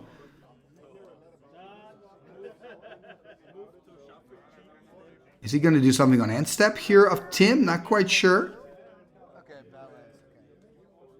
He's got 1 untapped Badlands. Yeah, that's very relevant, right? Because he can then use his Pestilence for 1 and kill all the 1/1s on the board. Ay, ay, ay. I was so happy with my Hell's Caretaker and my Old Man combo, but it's probably going to die. Anyway, let's first see what Thomas is going to do. Not quite sure if he's doing this on end step of Tim. Oh, he's now thinking about the energy flux tax. Oh, okay, I get it. So he's going to lose 2 artifacts here. And then, of course, you get the tax activation. So he chooses to pay for one of the Moxen and, of course, for his own Howling Mine. He's going to lose his Mox Emerald and his Library of Leng. Yeah, sorry for that. I thought maybe he wanted to do something on end step of Tim, but now I understand that he was just looking at, okay, what mana do I want to spend on saving my artifacts because of that energy flux? And then after that, of course, the land tax triggers. So it's going to take 3 plays, then going to draw 2 cards for turn.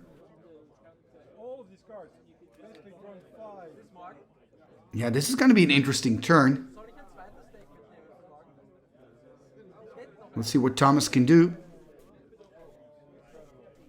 I hope that he can disenchant the Pestilence. Although if he does, probably in response, Tim is going to use it for 1 ping. Anyway, we see Thomas already discarding down to hand size. Primal Clay and Plains in the bin, passing the turn to me. I'm going to use my Tim here.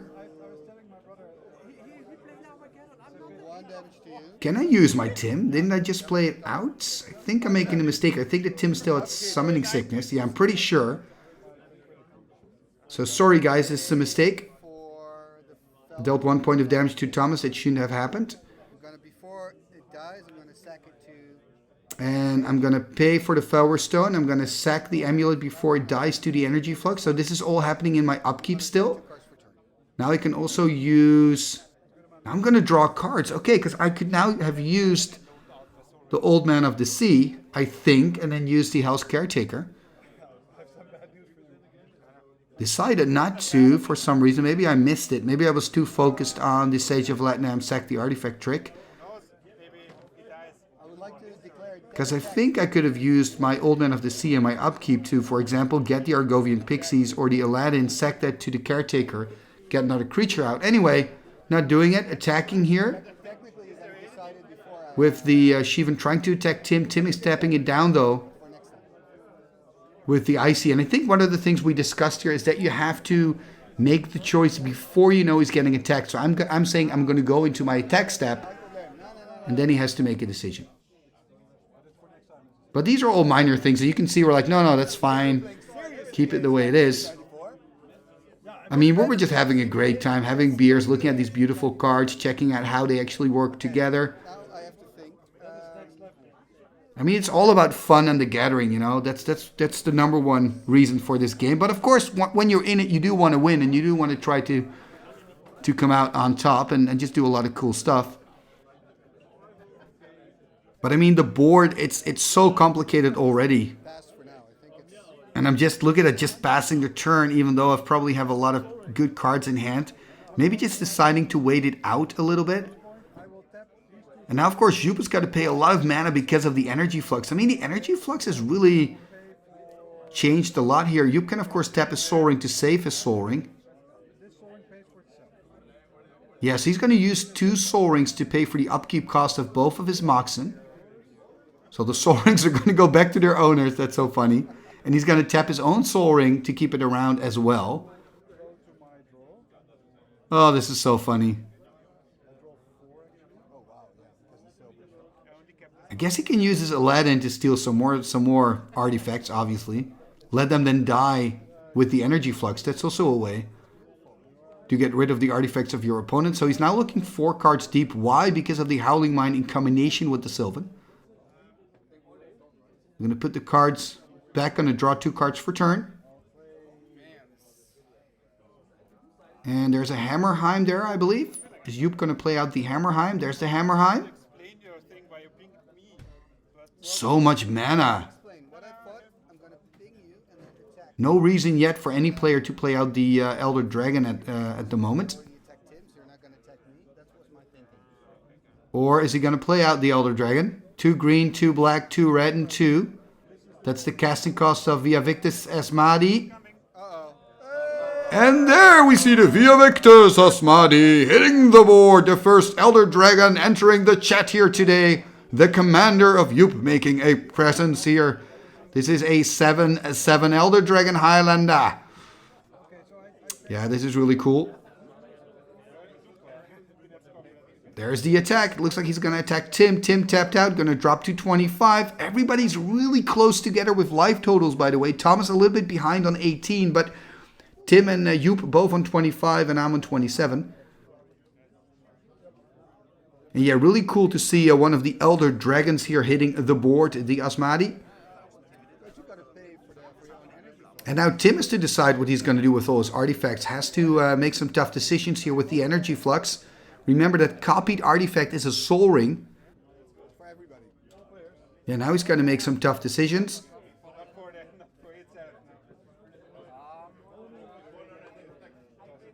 I mean, at the end of the day, all the artifacts are going to get stolen by the Aladdin, I guess. Look at it, it's going to let so much die. Only the Nova Pentacle remains on the board. So I guess he paid the mana from his own copy artifacted soul ring to pay for the pentacle. So Nova Pentacle still around for Tim, then drawing 2 cards for turn.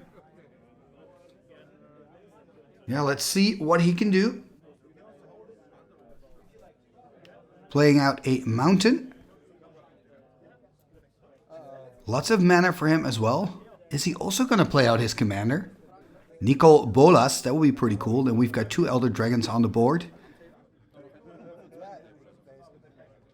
So at least, yeah, Energy Flux kind of cleaned up the board, right? Which is quite nice. He's going to tap 4. Okay, there's Gwendolyn the Gorgie, a 3/5. And you can tap her and pay, is it a blue, a black, and a red? Probably tap her. And then target opponent has to discard a card.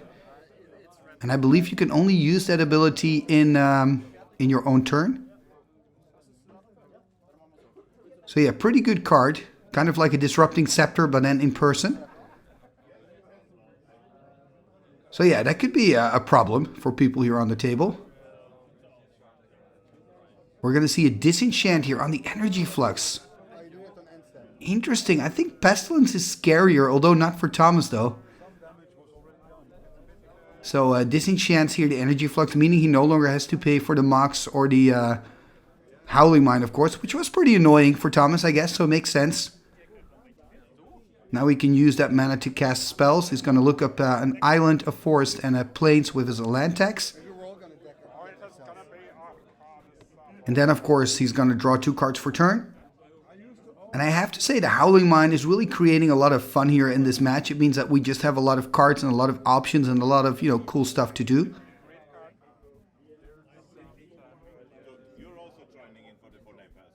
And let's see what Thomas can do here. So 6 mana on the board. Hasn't played out a land yet. Oh, there's a Kismet. Okay. Oh, so that basically means all the stuff of his opponents are going to come into play tapped. Yeah, I believe it's artifact lands and creatures come into play tapped, and that only goes for the opponents of Thomas. He doesn't have to choose an opponent, it's all opponents. So yeah, super annoying card here for us all to play against. It's gonna slow us down, I guess. So Kismet on the board. I believe this is an edition from the 4th edition. Card originally from Legends, also going to play at the Tropical Island, discard 2 lands and passes the turn, I guess. Oh, it's fucking overpowered, man. So yeah, Thomas not doing, all that much at the moment. Kismet, it's annoying, but it's not a big concern. I wonder if I'm going to use my Tim here. Yeah, I'm going to use my Tim, I'm going to ping Thomas here. And I'm going to steal something. No, I cannot activate. I'm going to steal the Aladdin. Oh. Am I going to steal the Aladdin? No, I'm going to steal the Rook Egg, exactly. So now I can finally do my big trick, where I sack the Rook Egg right to the Caretaker. But I got to keep the Old Man tapped though. If I untap the Old Man of the Sea, then the Rook Egg goes back to Tim. So I got to keep the Old Man tapped. So I'm in my upkeep I'm sure somebody will remind me of this. to get a 4/4 flyer. So I'm going to sack the egg, going to get a 4/4 flyer, but that doesn't happen until my end step though. Putting it already into play, but it doesn't happen until my end step. It does come into play tapped as well because of the Kismet, and I need to, so just to clarify, exactly, Joep, thank you. The 4/4 bird shouldn't be here yet, and also my old man needs to stay tapped. I cannot now use my old man again. That's not how it works. It's got to stay tapped, so I keep control of the egg during my upkeep to sack it to the caretaker. I'm sure we'll find that out, because you know it's untap upkeep, so I cannot untap it. Showing my manifold, which is useless now because of the Kismet. That's funny. Playing out my Mishra's Workshop, by the way, which comes into play tapped. Trying to check if I can play the Chromium. Still missing some mana though. Can't do that yet. 1 mana short, I believe. Gonna tap 5 instead. 6. Okay, what am I gonna do for 6? Oh, there's a Mahamoti Jin. Now remember, it comes into play tapped because of the Kismet, so that's why there's so many tapped creatures on the battlefield. And again, I should tap my Old Man of the Sea. A little bit annoyed here with myself. The good news, by the way, is I'm looking at the life totals. Guess who's got the highest life total? It's me. That's pretty sweet. Passing the turn back here to Joep. Untap upkeep. Going to pay the upkeep cost for the Vaevictis Asmadi, which is, of course, a red, a green, and a black. And now he's going to look 4 cards deep because of his Sylvan in combination with the Howling Mine. And I mean, I have no idea how this, you know, who's going to win. Who do you think right now is the favorite when you're looking at the board? I guess, I mean, is it me? Could it be me? Could it be Joep? I think one of us, when I'm looking at our real estate, at what we have and what we can do, I think. Then again, I mean, Tim's got the Pestilence. He's got a lot of control. Oh, yeah, now I'm getting the 4/4 flyer, by the way, from that whole Rook Egg House Caretaker trick. Yeah, really curious to see what Joep is going to do here. And I feel like, you know, Joep or myself are here in the best position. But again, Tim has that Pestilence and can really wreak some havoc. Oh, look at this tsunami. Oh, tsunami. That's going to destroy all the islands in play. This is huge. This is huge. Or can somebody counter this? I mean, I'm pretty much tapped out. Only have 1 white open. Oh, man, this is so bad. Yeah, we're all going to lose the islands. Great play by Joep here. Tsunami. Wow. So after the Armageddon, now the tsunami, and all the islands are out of the game. Luckily for me, I still have the Flower Stone. But I don't see a City of Brass, though, on the battlefield, so I guess I cannot make any blue. Thomas still at least has his Mox Sapphire. It also means that Tim can no longer use his Gwendolyn. So yeah, bad news. And now I'm very happy that I played out the Mahamoti Jin the turn earlier. Let's see what Tim does here. It's going to tap 2 red. Going to play a Flower Stone. Tap the Flower Stone, it seems. No, it comes into play tap because of the Kismet, of course. Oh, that Kismet. In my opinion, the Kismet doesn't see a lot of play in regular old school, but maybe it should see a little bit more play. It's quite an interesting card, and playing against it is very annoying. It's also cool to make the combo Concordant Crossroads with Kismet, because then you can attack with everything or tap it whenever your stuff comes into play and your opponent is slowed down because everything they have comes into play tapped. And of course, it's also cool to combine Kismet with a card like Royal Assassin or Meekstone. Like, there's a lot of cool stuff you can do with the Kismet. Also quite nasty if you combine it together with Winter Orb. So you can make a pretty cool Kismet deck, actually. Maybe I should do that. Anyway, let's first see what Thomas is going to do. Drawing 2 cards now for his turn after, again, getting 3 extra lands with that land tax. That land tax is a value engine here for Thomas. And it looks like, by the way, Timmy wants to use the Gwendolyn. And I'm now doubting, do you actually have to pay for the Gwendolyn, or do you just have to tap her? I think you just have to tap her, right? You don't have to pay anything for Gwendolyn. And Tim was again checking something. Wanted to use the Gwendolyn, I believe, in the turn of Thomas, but I don't think you can. I think you can only use it at sorcery speed. Tim kind of hovering over the board, trying to find out what's going on. And I'm saying, no, don't use the Pestilence. I'm not going to use it against you. Which I already did, actually. I've already used the Rook Egg stuff against him, so... Anyway, Thomas here playing a Gem Day Tome. Discarding a City of Brass. Oh, I would have loved him to play out that city. Then I could have used my Felwer Stone for blue mana. Oh, man.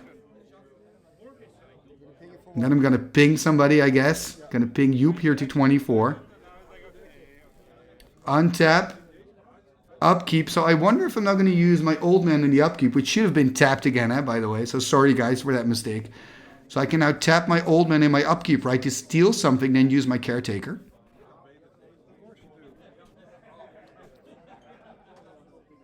I wonder, I mean, it makes sense to do that, right? Or do I have some kind of deal with Tim not to use my stuff so he keeps it alive? But that sounds like a bad deal. Yeah, I'm going to use my old man here. Going to tap the old man of the sea. What am I going to steal? I mean, Aladdin seems like a very good target. Going to go for the Pixies, though. Going to sack it. And I mean, this is really cool. This is what you want to do in life. And I'm a little surprised, actually, that Tim doesn't just use the Pestilence here to kill my value engine.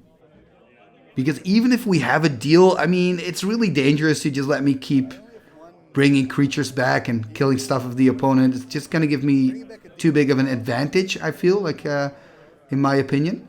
So now I'm going to draw for turn. This is all happening in my upkeep. So I'm going to draw 2 cards for turn. Then I'm going to go into my main. So let's see what I can do with those cards. Okay, there's the something Troycare. It's a card from Fallen Empires. Comes into play tapped. You can tap it for a white or tap and sack it for 2 white. Ruins, that's it. Ruins of Troycare. Now I remember. I mean, these EDH games are great for my Magic memory. You know, I can check how my card knowledge is holding up. So I have I think I saw a lot of blue cards there in my hand, but I don't have any blue mana. Oh, that Tsunami, horrible. Looks like I'm going to attack here. Am I going to attack Tim or am I going to attack Thomas? If I'm going to attack Tim, I'm sure he's going to use a Nova Pentacle. Going to attack Thomas here. Thomas like, why me, man? It's going to drop to 12. Sorry, Thomas, but I mean, this game has to end at a certain point. And you're the only good target here, actually. Going to pay 4. Okay, there's a Barrel's Cage. This is interesting. Barrel's Cage together with Kismet actually works pretty good because Barrel's Cage is pay 3. Target creature doesn't untap during the next turn's upkeep. But of course, Barrel's Cage does have to come into play tapped. Exactly. Thank you, Thomas. Because of the Kismet. But Barrel's Cage is pretty cool. He can steal it, though. Okay, he's going to steal the Pentacle. Oh, this is dangerous. This is dangerous. It means that Tim is now open for damage. So he wants to steal it. In response, he's going to use the Pestilence. Yeah, that makes sense. Yeah, that makes sense. Going to use my Tim to ping. I guess I'm going to ping Tim with my Timmy, right? That makes sense. Yeah, gonna ping Timmy. Tim, I mean, with my Timmy. Man. I guess I can sack an artifact if I want to. Do I really sack the Felwer Stone? My Hell's Caretaker's also gonna die. My old man has a toughness of 3. Oh, I gotta regenerate the Willow twice, which I can because I have black with the Felwer Stone also. Exactly. I'm going to regenerate my Willow twice. And I still have to take 2 damage. Exactly. Oh man, what a moment here in the game. Pestilence finally being used. I think it's a good decision by Tim. I mean, I'm happy he didn't do it sooner because at least I got to use the Hell's Caretaker kind of combo with Old Man, which is pretty cool to see, I think. And now Joep is going to take his turn, was doing the Aladdin in my end step, trying to steal the Nova Pentacle. And of course, it's very important for Tim to keep the Nova Pentacle on his side of the table. Without that Pentacle, I mean, he's open to so much damage. He's looking at a 7/7 Flying Elder Dragon, 2 Sheevan Dragons, a 4/4 Flying Bird. I mean, he needs that stuff. And also, Thomas really needs his COP red, by the way. Without the COP red, he's also in trouble. Thomas on 10. Lowest life total. The rest of us is pretty close together. I'm on 25, Joep on 24, Tim on 21. Joep here counting his mana. That's usually a little dangerous when somebody does that. Does he have a big X-Spell? I think he just has a lot of stuff that he can play out that he's looking at. I'm really happy with my mace, actually. Gives me a safe feeling.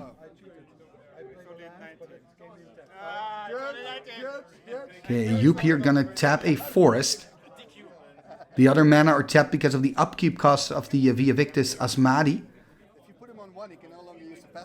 I believe I see that Tree Folk in hand there from the dark. First the attack step though. Wow, look at this. Attacking Tim for what, 12? Oh yeah, Tim doesn't have the mana anymore to use the Pentacle. Of course, I'm like, why is he not using the Nova Pentacle? Nova Pentacle is 3 to use. So look at Tim dropping to 9. This is a huge hit here for Tim. Yeah, there we see the Tree Folk. What's it called again? Something Tree Folk. It's a 4/4. You could pay 2 green to give it Forest Walk or 2 black to give it Swamp Walk. And then it deals 2 damage to you when you choose either of those options. It's pretty cool. It's one of the better creatures in the dark, actually. Comes into play tapped, of course, because of the Kismet. But I mean, this was a huge hit for Tim. Dropping to 9. All of a sudden, Tim is really in the danger zone. Looking at Joep's side of the board, has a Fissure there in hand. Fissure card from the dark instant. Buries target creature or destroys target land. 5 to cast. But yeah, let's see what Tim can do. The problem for Tim is I feel like he's got to make sure he keeps 3 open for the Nova Pentacle. But yeah, this is tough because Nova Pentacle, even if you have the mana, it only solves one problem. And there are so many problems on the board here for Tim. I think he needs like an Inferno. Even an Inferno doesn't kill an Elder Dragon though, because it deals 6 damage to everything, not 7. He's going to tap 2, it seems. No, going to do more. Going to tap 5. Is he going to play out the Fissure main? Oh, that's interesting. It's an instant, so could have chosen to just wait with casting the Fissure. So the Vaevictis Asmadi is going back to the command zone, as they call it. I almost feel like a modern Magic player when I say that. Look at this Divine Offering here on my Barrels Cage. Ah, that sucks. Also, don't have the Sage anymore to sack it. Means also some life gain for Thomas, which is much needed for him. It's going to go up 4 life. So 14 for Thomas. Again, he can use the land tax or not. Decides at least not to use it. Maybe he's running out of basics.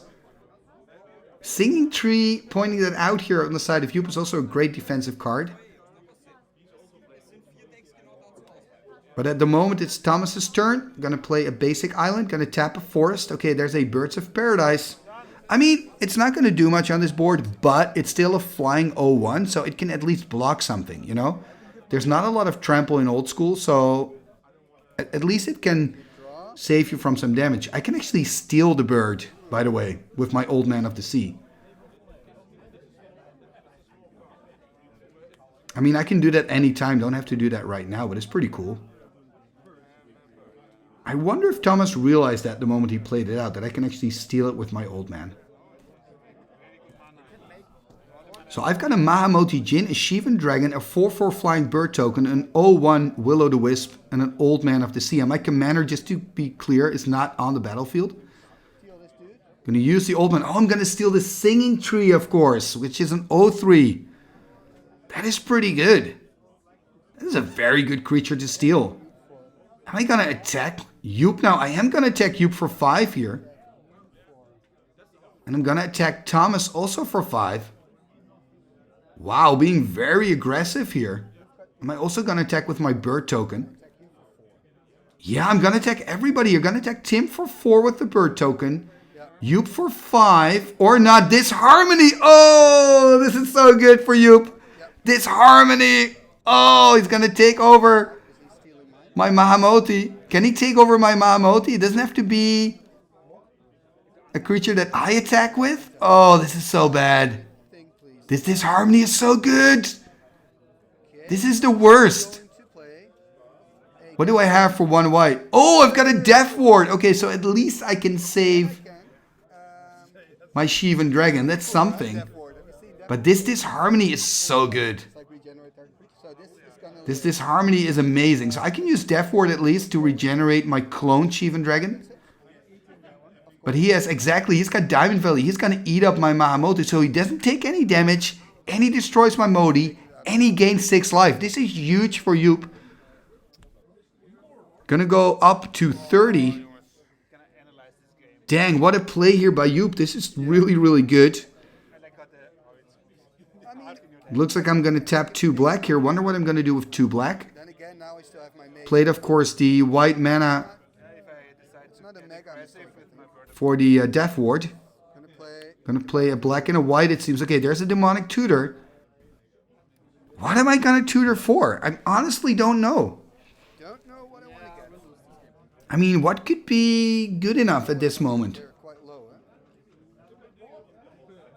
Maybe just a Gemde Tome to draw some cards? I don't know. I mean, I don't have blue mana to play Time Walk, and Time Walk is already in my graveyard, so I don't think that's an option. But yeah, this was a great moment for Joep. I really had hoped that I could have inflicted some damage. Maybe drop him below 20, but instead he gained 6 life, and he went up to 30. So I'm on 25, Joep on 30, Tim all the way down on 5. I wonder if Tim's going to survive next turn, actually. I mean, my brother has to decide now. I picked my card. We'll just have to wait and see what it is. It's going to go to my hand first. And Joep here picking up 2 more cards. Ooh, there's an Ali from Cairo in his hand. That's very spicy, Joep. Ali's gonna keep you alive.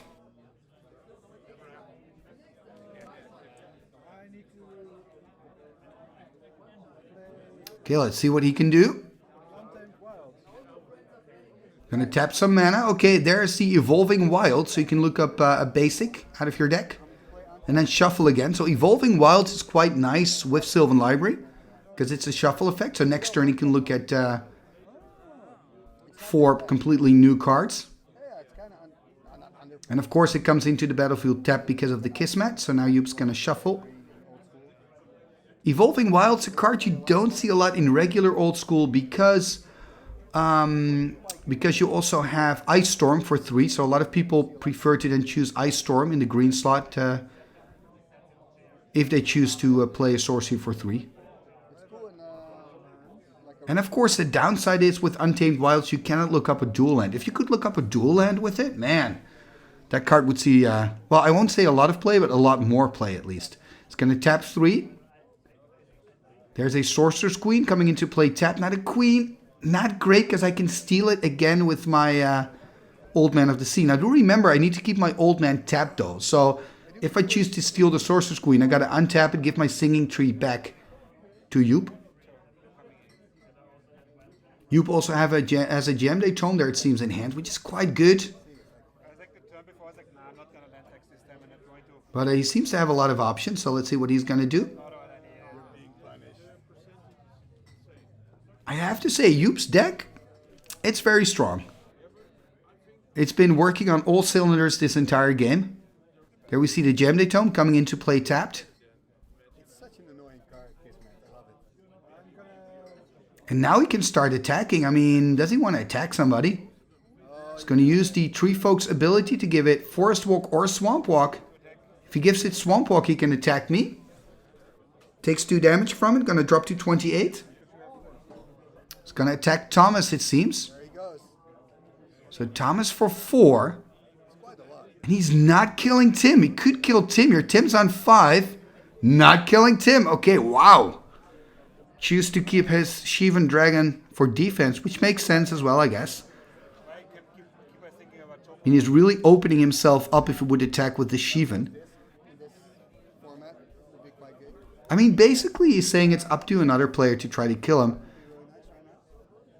But I think Tim and Thomas are both in pretty bad positions because their life totals are just so low. He's going to play the island, which again should come into play tapped.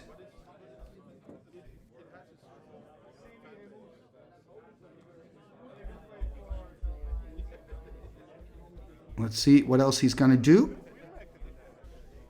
I mean, he's in such a bad position. He needs a board wipe. That's what he really needs. And if he's got the Inferno, that would be quite good. Actually, it would kill all the creatures. I don't know, it would kill him too, because it's 6 damage to any target. Okay, this helps. And now he's using the Gwendolyn. Yeah, you don't have to pay anything for the Gwendolyn.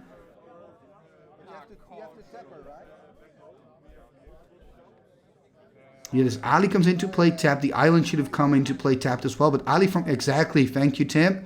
Ali from Cairo says... Yeah, we're doing some tapping here, by the way. Funny to see. Okay, so it's discarding at random. Wow, I thought that the opponent could choose. So it's even better than a Disrupting Scepter. Ali from Cairo says that your life total cannot go lower than 1. And if it's lower than 1, you're still on 1. So you're basically stuck on 1. So if you would attack him now for 6, he would still be on 1. He wouldn't die. So Ali is a nice little insurance policy here. For Tim, it's very risky though, because if somebody kills the Ali, to be the end of the road as well for Tim. And now we see Thomas using his land tax. So perhaps he just forgot the one turn that he didn't use it, because it seemed odd to me. Or maybe he just didn't want to discard more stuff.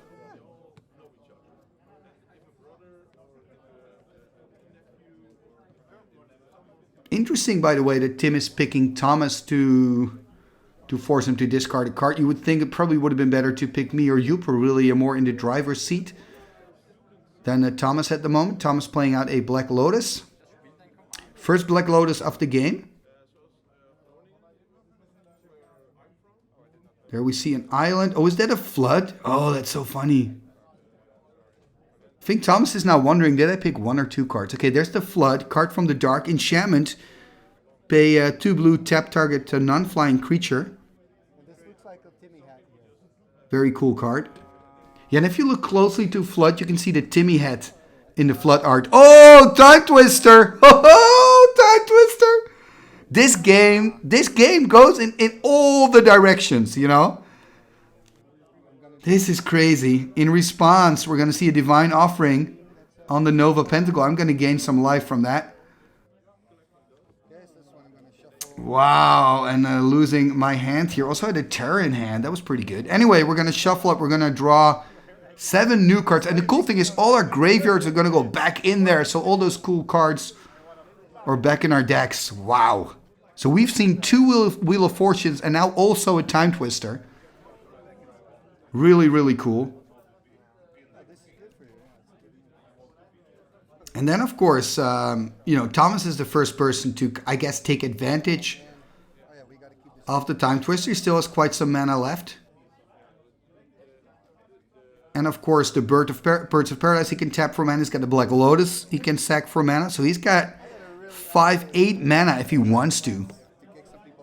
Man, he could even play out his commander. That would be funny. Anyway, we're all drawing 7. Oh, man. This is just insane.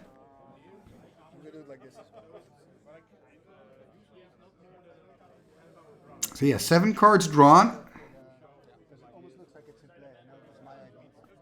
Yeah, we're putting all the commanders into our decks, I guess, to kind of show that they haven't been played out yet. And of course to make some more space on the board as well. What? Tapping the Birds of Paradise.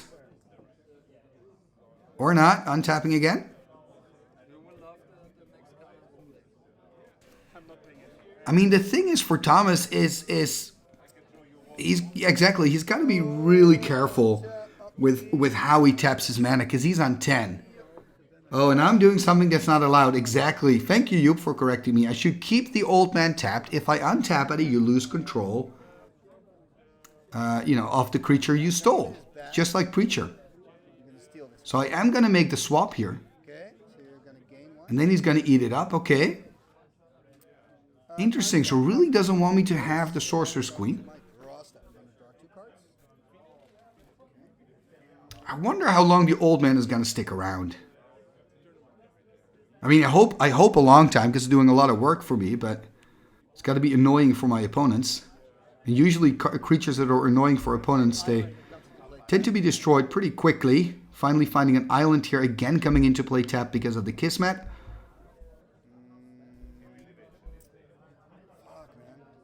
I gotta look at my hand here. I guess 9 cards in hand, 8 now after playing out the land. Because remember, we're still drawing 2 cards a turn because of the Howling Mine.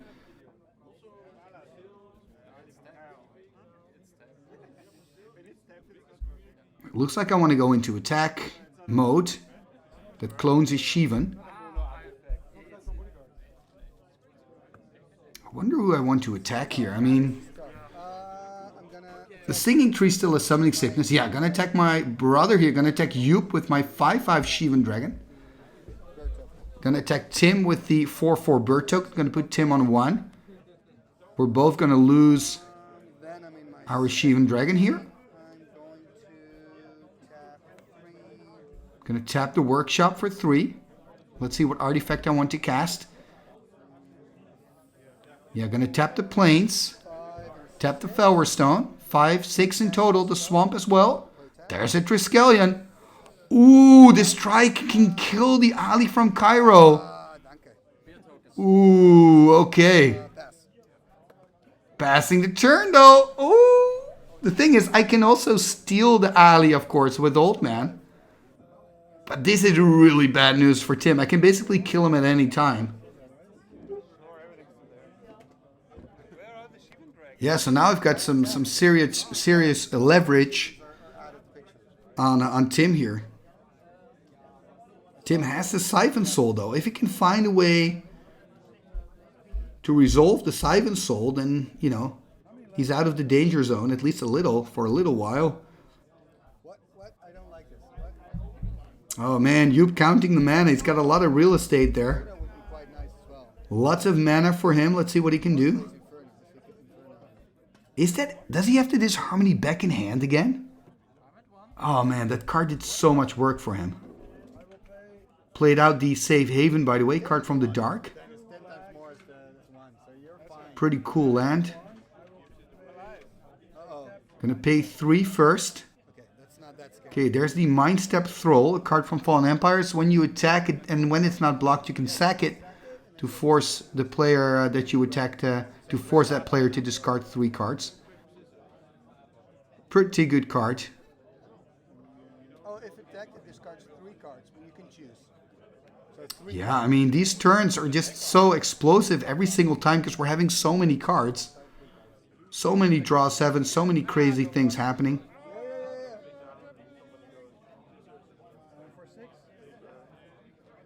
Gonna tap, 5 more? 6 more, I guess. There it is, a Crawworm. Talking about epic cards in old school. Crawworm hitting the board, 6/4, vanilla. Very cool. And everybody who started playing in the 90s, right? In 93, 94, 95, 96, we all know Crawworm. We all wanted to have Crawworms. We played with Crawworms. I mean, maybe Crawworm is the most old school card for me because I just remember playing that card and I loved it so much. Love the art of Crawworm. So many little Timmys must have traded their dual lands for Crawworms back in the day. Back in the day. I mean, I feel like I was fortunate because, my brother Joep, who you see in this video, he taught me to play the game. And he's pretty smart. And he knew from a pretty early start of the game, he realized that dual lands were good. So he told me, don't trade them for a big creature that basically not do that much. So he probably saved me for some really bad trades. Talking about trades, the Mishra's Workshop on my side of the table is one that I traded back in 1995 or 1996. at the Joker game store in Utrecht. Traded for a Vesuvian Doppelganger revised. And I still have that card. So that's what I love about Magic and about old school Magic. You get to play with those cards that you have so many memories with. Anyway, Joep passing the turn here. He's on 29, Tim's on 1. Hanging on a thread. Will he be the first player to get knocked out here in this EDH game, which is basically a marathon right now? We're playing for over an hour. Oh, there's a Siphon Soul. So in response, what do I want to do? Oh, I'm not doing anything. I am so nice to Tim. I guess I want to keep him alive for some reason, and I guess I want to steal his alley. But if I steal his alley, he's going to use his Pestilence, right? Anyway, let's see what he can do. Maybe I made some kind of deal with him. There we see a Gloom. I mean, I'm not liking Gloom. Does mean that the Circle of Protection red for Thomas is going to be more expensive. That is true. There's the pass.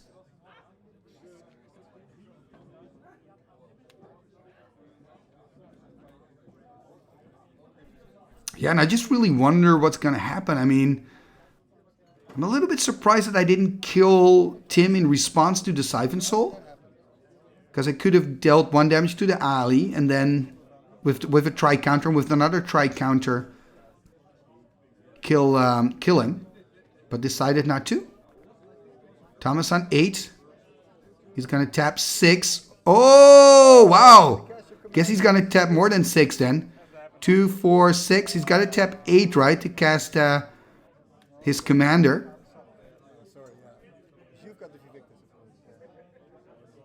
I'm not sure if he's tapping enough mana. Right, 1, 2, 3, 4, 5, 6. Needs to tap 8 mana, I believe. Or am I missing something? Anyway, his commander is now on the battlefield. And this is the commander that's a 7/7 flyer, but also gives all your creatures +0/+2. And for 1 white, you can give it +0/+1. And now I'm taking on my turn. Let's see what I can do. And Joep and myself are both on 27, by the way. Thomas on 8, Tim on 7.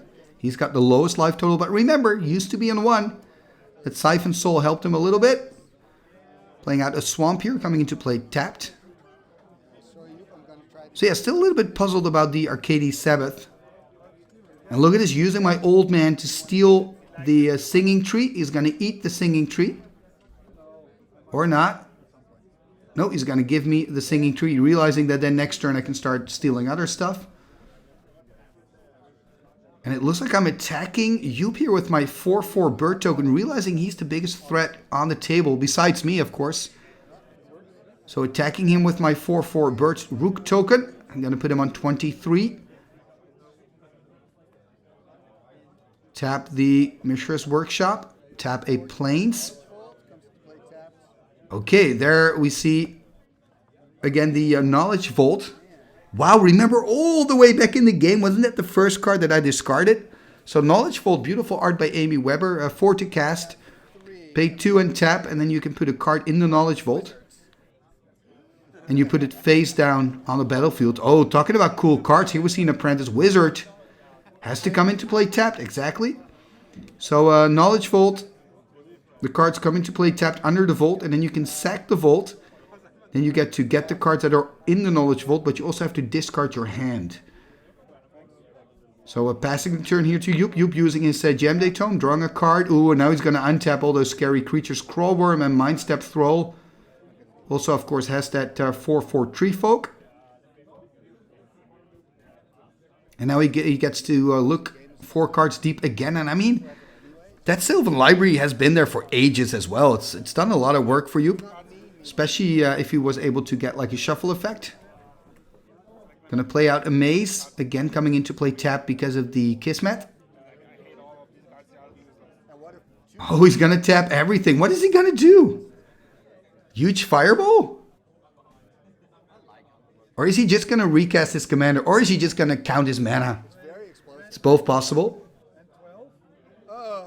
Gonna tap everything here. Oh, there's a Rock Hydra. What a boss. Yeah! I hope that play earned you a beer, Joep. This is super cool. I love it, I love it, I love it. Yes, it's not the best play, but yes, it is the coolest play. 12-12, Rock Hydra entering the chat. So cool. And actually really nice in combination with the Diamond Valley. I think maybe the Diamond Valley could play a decisive role in this match. It's giving Joep so much life. Passing the turn here to Tim. Let's see what Tim can do. Drawing 2 cards.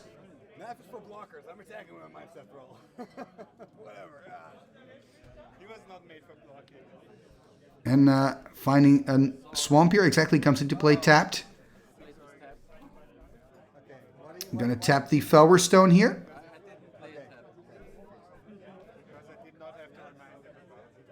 Let's see what he can do. Going to go for Ivory Tower. Ooh. More life gain. Again, I think I made a mistake by not killing him because he's slowly building his pillow fort again. I'm going to tap 2 more. What else are we going to see? Ooh, also has a Time Twister in hand. Oh, that is funny. Are we going to see another Time Twister? Looking at my Knowledge Vault. Checking out what it does. Oh, he's got a Shatter. Oh, he's going to shatter my Triskelion. I mean, that's not smart. Yeah, going to kill his ally in response. Then I can deal 2 damage to... What can I do? I mean, I can kill the troll. I'm going to deal 2 damage. So we're getting closer to the end. To Thomas here. So going to put Thomas on 6. Tim on 7. But now he's lost his ally from Cairo.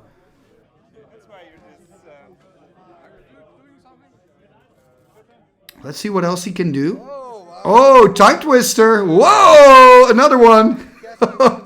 This is just crazy.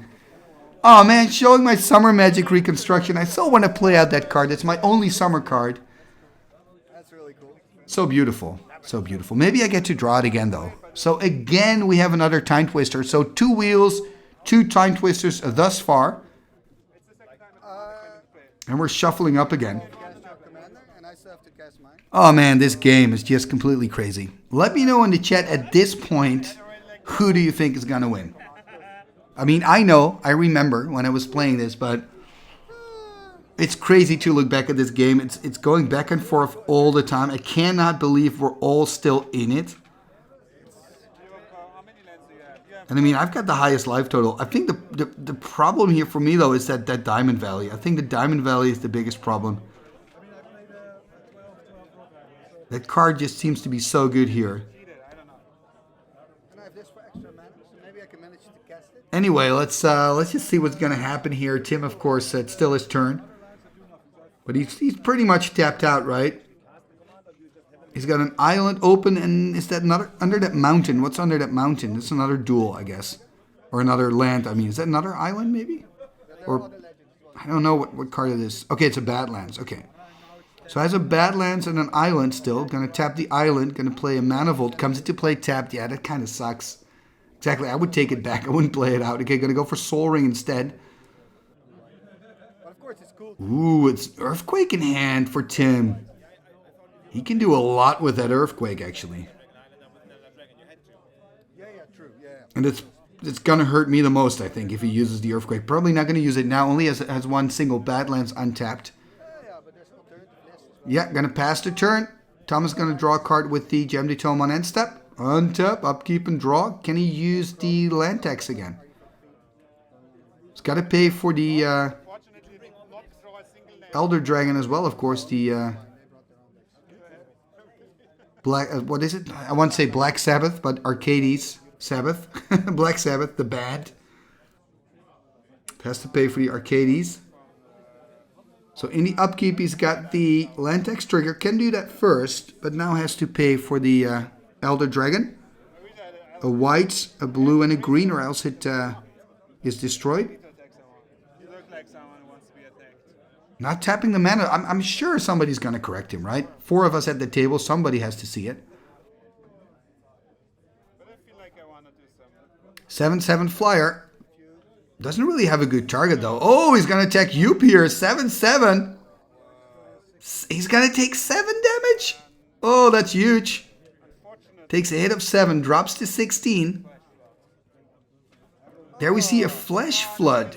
So once they destroy the Rock Hydra, in response, of course, Joep is gonna eat the Rock Hydra. Gonna feed it to the Diamond Valley. Not quite sure what that looks like. But anyway, lots of diamonds for Joep. Gonna gain 12. Gonna go up to 28. Again, he's got the highest life total. And then he's gonna play a Disenchant. Wow, he's gotta pay extra because of the Gloom. I cannot believe we're all missing the fact that he has to pay his upkeep for his Elder Dragon. I mean, that's pretty important here. Gonna play an island. I mean, he's got the mana still, but I mean, come on. Gonna play a White Knight.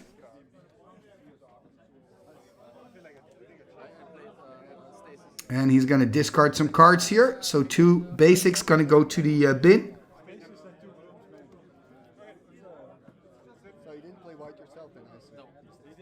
And I guess I'm gonna take on my turn.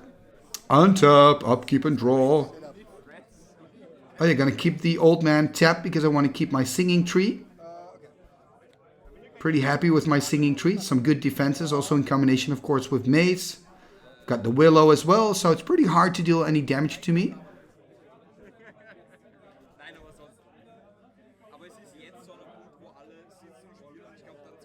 Let's see what I can do.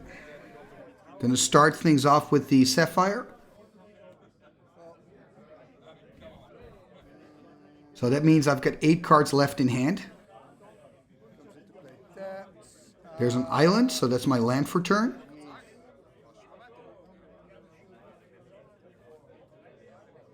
What can I do? I mean, I guess I can attack with the bird token, right? I can attack Thomas or I can attack Tim. Can even attack Joep, has no flyers anymore. Oh, a Spirit Link. I'm liking this. I mean, it's risky. If someone gets removal, it's a 2-for-1. But if not, I'm going to deal some damage and gain some life, which is pretty sweet. I wonder who I'm going to attack. I mean, Joep's the scariest. Okay, going to use my Demonic Tutor. And now I've got Time Walk back in my library. So could go for Time Walk. And then I can kick out, I think, or Thomas or Tim. Right? Oh, but of course Thomas has the COP red though, so could maybe attack Tim twice. The question is, do I want to, or do I want to attack Joep twice? That's the big question here. So I wonder what I'm going to do. First of all, am I going to look up a Time Walk? Maybe I'm going to look up something else. So I made a little skip in the video because, I mean, it took me a long time to decide what card I wanted to pick up. And I still don't know which one it is. And honest to God, I can't remember. I mean, to me, it makes sense to look up a Time Walk. Maybe not even to just play it out straight away, but just to have it in hand. Because we are slowly advancing to the end of this game, maybe, right? With Thomas and Tim being quite low. I think this could be one of those games where, you know, when one person is kicked out, things could go into the overdrive. Anyway, Demonic Tutor in the graveyard, finally picking up my card. And now I'm attacking with the Rook Egg, so this is going to be interesting. Who am I going to attack? I am going to attack Tim here. So he's going to drop to 3. I'm going to gain 4 life. Going to go up to 231. And then I'm going to play a Time Walk. And yep, there's the Time Walk. Okay. So I guess it was the Time Walk. I assume so, at least. Maybe I had it in hand. I honestly can't remember, but I assume it's a Time Walk. That means I can kick Tim out. I think Tim is right now. He's pleading for his life. And I wonder if we're politicking. Maybe Tim is saying, if you don't kill me, I'm going to do something for you. I wonder if I should make a deal. It could backfire on me. On the other hand, if he says, I'm not going to do anything against you, I'm going to do something to other people on the table, and I'm going to do something cool, maybe I can keep him alive and just attack Joep instead. Or, of course, Thomas. Well, Thomas has enough mana to prevent the damage. Right? So I'm going to attack here Joep for 4. So he's going to drop to 24. Look at my life go. I mean, the Spirit Link's doing work. I've gained 8 life since I've played the Spirit Link. And also play a Swamp here. I mean, it looks like I'm taking over a little bit here. Especially if Tim is now also on my side. Going to play out the Tetravus. So a 1/1 creature that comes into play with 3 Tetravite tokens. And you can take a Tetravite token off to make a 1/1 flying creature. But now it's Joep's turn. I mean, Joep to me is the scariest, you know. I mean, I'm the scariest, but after that I think Joep's the scariest. So curious to see what he can do. Still has, of course, the Diamond Valley. Still has the Maze. Still has the Jamde Tome. He's on 24, so it's going to be really difficult to kick him out. What he doesn't have, though, is flying creatures. Playing out a mountain here. Comes into play tapped. Going to play out the Black Lotus. Second Lotus of the game. Coming into play tapped. I mean, the thing here is that Joep also has a full grip of cards. So I'm pretty sure that he's going to play out something that flies. Comes into play tapped, though, because of the Kismet. Or maybe he's going to find a way to destroy my old man. He gets a Singing Tree back, which will be quite good. Oh, Demonic Hordes. Oh, I love this. 5/5 creature. You got to pay 3 black in your upkeep, or else it taps itself and destroys a land on your side. Or the opponent can destroy a land on your side. But if you pay the upkeep cost, you can then tap it to destroy target land, which is really good here. You can start destroying, for example, my Maze of If. Oh man, this Demonic Hordes is scary. Oh, and there's Gaia's Adventure. That is so cool. So Gaia's Adventure's power and toughness are equal to the total amount of artifacts controlled by the opponents. So we're now all counting our artifacts. So not the artifact of Joep himself. That one doesn't count. Just the opponent. So 4, 5, 6, 7, 8. I think I'm counting 8. So I think it's an 8/8 Gaia's Avenger. Oh, and we have a Mox there. Another Mox. It's a 10/10. 11/11 Soul Ring as well. So I believe it's an 11/11. That is insane. So an 11/11 Gaia's Adventure and a 5/5 Demonic Hordes. I guess the silver lining for me is that none of these creatures fly, but I'm not really happy with the Demonic Hordes. He can start to attack my mana base, and probably first stop of the Hordes is going to be my Maze of If. Looks like he's going to attack Tim here with the Crawworm. Tim is going to block on his Gwendolyn. I guess he's also attacking with the Tree Folk.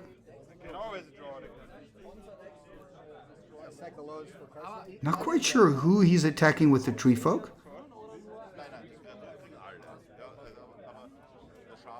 A little bit unclear.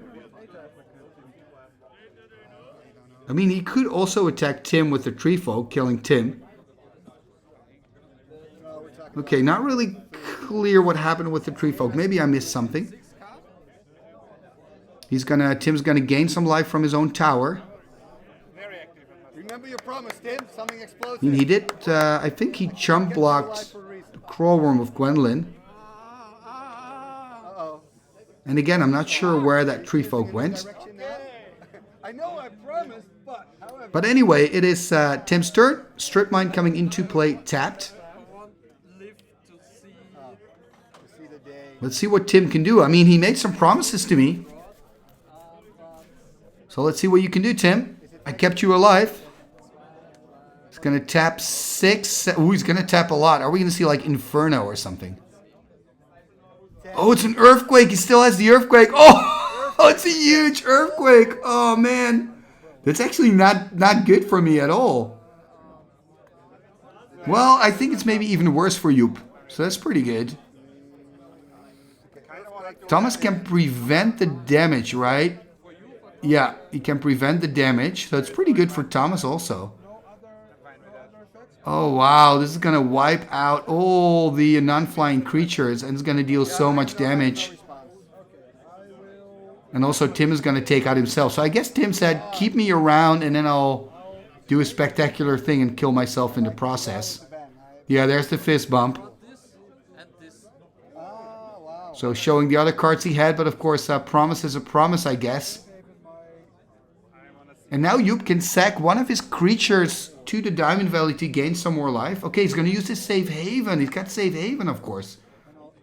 Yeah, going to put the Tree Folk in the Safe Haven. 5 lives, so you go up to 29. I'll do it for you. So you go up to He's going to sack the Demonic Horde. It's going to gain 5. Going to go to 29. Now we're going to take the damage. 19, and I'll also take 10. I'll go to Wow.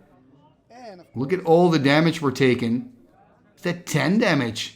That's insane. And we're all losing our non-flying creatures. So, Old Man of the Sea, Apprentice Wizard, Singing Tree. use 3 mana to use. They're all going to go. And I guess I'm going to use my Apprentice Wizard one last time. Or the first time maybe even. For my Knowledge Vault. Oh, and also the Gaia's Adventure is going to die. Because the artifacts are going to go from Tim's side. Like Tim's dead. Yeah, for sure. And I mean, that COP Red has done so much work for Thomas. I'm surprised how long you lived. It's really insane. For like 2 hours. So, Tim, you're the first man out, but you went out with a bang. Which one? Here we see a crumble. Thomas is probably still doing this in response of the earthquake. Looks like he wants to play a crumble here on my Tetravis. So the Tetravis is going to die. I'll gain 6. So I'm going to gain 6 more. So I'm back up to 31 again. Could have been worse. And now we see Thomas again taking on his turn. And can somebody please remind Thomas that he has to pay for the upkeep cost? We keep forgetting here. Which is weird because we're all playing with the Elder Dragons and they all say the same thing. Anyway, first point of business is the activation of the land tax. And I wonder if he can actually still do that. He's got 3, 6, 9 lands. I've got 1, 2, 3, 4, 5, 6. Yeah, I've got more lands. I mean, you don't have to. Yeah, so now he's paying for the upkeep cost. So we're remembering it. We're being good Magic players. There we see the island being played out. Oh, and that Asmadi can now attack. Well, it can attack nobody, actually, because Joep's got a maze, I've got a maze, and I've got a willow. But I'm also not sure how we can kill Thomas. Yes, he's on 6, but I mean, he's got good defense. It's going to play a Primal Clay. Primal Clay, pretty cool card. You can choose if you want to make it a 2/2 flying creature, a 3/3 creature on the ground, or a 1/6 wall. Not quite sure what he chose. Normally people choose a 2/2 flyer. And I'm going to draw 2 cards for turn. So 6 for Thomas, 31 for me, 19 for Joep. And Tim is the first player out of this game after that spectacular earthquake.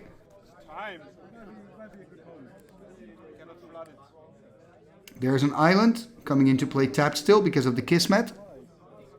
I guess I can also play my commander. And I mean, this game really illustrates how hard it is to get rid of enchantments, right? Because look at all those enchantments on the side of Thomas. They've been here almost since like the first couple of turns of the game. Also, that Sylvan of Joep has been there forever. I'm gonna cast my commander. Ooh, look at this casting my commander, Chromium! Entering the chat. 7/7 flyer, Rampage 2. And again, of course, it has the upkeep cost. 1 blue, a 1 black, a 1 white to keep it around during the upkeep. So Chromium on the battlefield. So the commanders are now entering the game. And of course 7/7. Yeah, we're just really stuck. Passing the turn, yes, showing that kind of to the players here, saying there's no good attack. We've got a mace, we've got a 7/7 flyer. There's nothing we can do. So passing the turn here to Joep. Let's see if Joep can do anything. Of course, save the Tree Folk with the Safe Haven. The cool thing about the Tree Folk, by the way, is that he can sack the Safe Haven and the Tree Folk comes back into play. And of course, he can give it then Forest Walk or Swamp Walk, and it cannot be blocked by Thomas or myself. The thing is, though, I've got that Maze of If, of course, that I can use. Thomas doesn't. So for Thomas, the Tree Folk actually is a problem. Let's first see what he can do. Oh, another tsunami! Second tsunami of the game! Ho-ho! And that also makes it so that I cannot pay... Okay, I still have... Okay, counterspell. Okay, I won't say I cannot pay for Chromium, but I've got Mox Sapphire there, so that wouldn't be a problem. But I'm happy with Thomas countering this tsunami away. I do have to say I love the art of Tsunami. There we see Demonic Tutor. Oh, this is looking good for Joep. What could he tutor for? I want. Does he play with a fireball? He could just maybe try to like play a really big fireball on me. I mean, he doesn't have 31, but still. Your deck's huge. Nevinyrral's Disc, maybe? I mean, he doesn't have that many permanents on board. He can disc the board. I could block my Chromium with 2 and it's got +2/+2. That would actually be quite good, right? Wouldn't it? You would get rid of the COP red. Exactly. Then again, I'm on the highest life total, so maybe he sees me as the biggest threat. We'll just have to wait and see. It's not as cut and dry as in like normal 1v1 matches where you kind of already know what someone's going to tutor for. There's so many options. And also Joep, of course, not playing with blue, so Well, a lot of people tell me they put it in on the back. a card like Time Walk is not an option for him. Actually, Antiquities should take us a huge I mean, Wheel maybe, you know, just for fun. He's got a lot of cards still in hand, though. Just to listen. That's super cool to hear. Wonder what he picked. I'm sure it's not that mountain that we see in his hand. I mean, that would be kind of silly. Play my Chandelier series in some game stores. I've been told. So Mountain coming in tapped. Idea, right? Okay, you. Ooh, Royal Assassin. Maybe he looked up Royal. Royal is really good with... Oh, and the Willow Setter. He can steal the commanders. Maybe he looked up the Setter. That's a problem. Or do you say satire? Anyway, don't know how to pronounce it, but it's really good with all the commanders in play, and he can eat it up with the Diamond Valley. Oh, it's really good. Oh no, that's a problem. He can steal Chromium. He can steal Arcades Sabboth. Oh no, that is really good. And he's got Royal Assassin too. Royal together with Kismet. Okay, Joep's the favorite again. I was feeling confident with 31 life, you know, having the highest life total, but this is huge. This turn for Joep. Wow. And the Willow Satire and the Royal Assassin. Yeah, pointing it out here, combining the Satyr with the Diamond Valley is insane value for Joep. I mean, maybe I can make some kind of deal with Thomas saying, you attack him with your Elder Dragon, I'll attack him with my Elder Dragon. We'll try to at least deal some damage. But this is going to be really tough for the both of us if these two creatures are going to stay on the battlefield. But if you use the maze, you can only use it once. And then Oh, this is so bad for me. I need to find a way to get rid of at least the Royal. because I mean, he's the problem. Okay, let's see what Thomas can do. Look at him. He's tapping a lot here. What is his plan? I'm you know. I need to recall something. Okay, he's going to play a recall. Okay. Yeah, for a moment I thought it was going to be something really spectacular, but just a recall. Can get some interesting stuff back, of course, from the yard. Going to recall for 2. Counterspell and a crumble. Yeah, Counterspell Crumble. And what are you putting away? Not really anything that interesting. That one's removed. Okay. Recall removed, of course. I wonder if he's got something against the Willow and the Royal, because they're also problematic for Thomas. Not just for me. Attacking Joep here with the 2/2 flyer. And also attacking him with the Savannah Lion. So just going to go with the 2 smaller creatures. Going to keep the commander, it seems, on blocking duty. Now that the Savannah line is coming, Now it's a different story. I have to think about I guess if you're Joep, you're just going to take the 4. Exactly, you don't want to use the mace here, right? with the wrong way. You're just taking the 4, going to drop to 15. Oh, this is. Passing the turn. So Thomas has no answer to the 2 creatures of Joep. Oh wait, and on the end step, I'm going to use my knowledge vault. So reminding myself that I want to use my Knowledge Vault here on end step. Going to put another card here under the vault.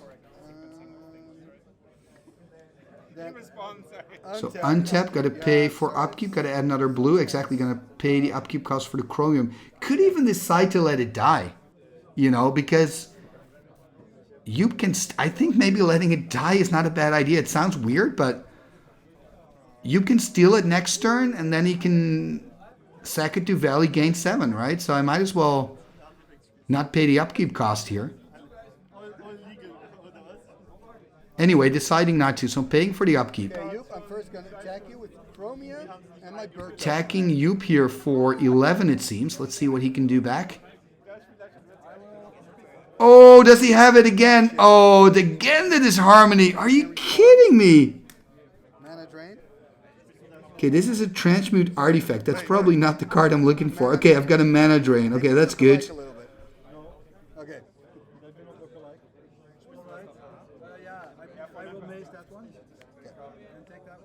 It's going to take 4 damage. Going to drop to 11. It's going to send back my Chromium. I'm going to gain 4 from that damage, 35. Oh, man. What happened here? There's a lot of action I missed, but It's a lot of action. Oh, man. the thing is, everything it takes very long, obviously. We're still in a bad position, if you ask me. He can kill my egg next turn. He can steal my my legendary creature. Joep is so in the driver's seat at the moment. This is really problematic for me. For us, I should say. Also for Thomas, of course. To play my Tap 2. Okay, there's the sack my Felwer Stone. transmute artifact. So gonna sack the Felwer Stone. I'm thinking demonic Nevinyrral's Disc. I'm thinking Nevinyrral's Disc. Drop the disc. I am really trying Hope to that think you like survive next turn, which you probably will. Exactly. Nevinyrral's Disc. for that. Pass a turn. Hope for the best. Or do I have a Twiddle? I don't think I even play Twiddle. Anyway, I mean, I still have some defenses, so it's not great, you know, because Joep is going to have one turn where he can use the Royal, can use the Satire. Sure, it's going to give him lots of value, some life, but after that, hopefully I get to untap with the disc. Problem, of course, is I have lost my mana drain to the disharmony. You could even argue that maybe I should have kept the mana drain, let him do his disharmony thing, because then I could still protect the disc from a potential like crumble or shatter by Joep. But anyway, decisions, they're all made now. I'm going to pass the turn to Joep. This is going to be such an important turn. Joep on 11, I'm on 35, Thomas on 6, Tim out of the game. This is a true nail-biter here in Vienna, Austria at the 3-for-1 trading card shop. Do it for so long, now you cannot do it. This is gonna get rid of those two. What is going to happen? Such a big turn for Joep. The Satire is so good. Such a big turn for him. First going to use the Willow. Going to steal the Sabbath. So not going to steal the Chromium. Going to steal the Sabbath. Steal the Sabbath. Oh, it's actually Then he can sack the Sabbath to gain life. So he's going to gain 7. He's going to go up to 18.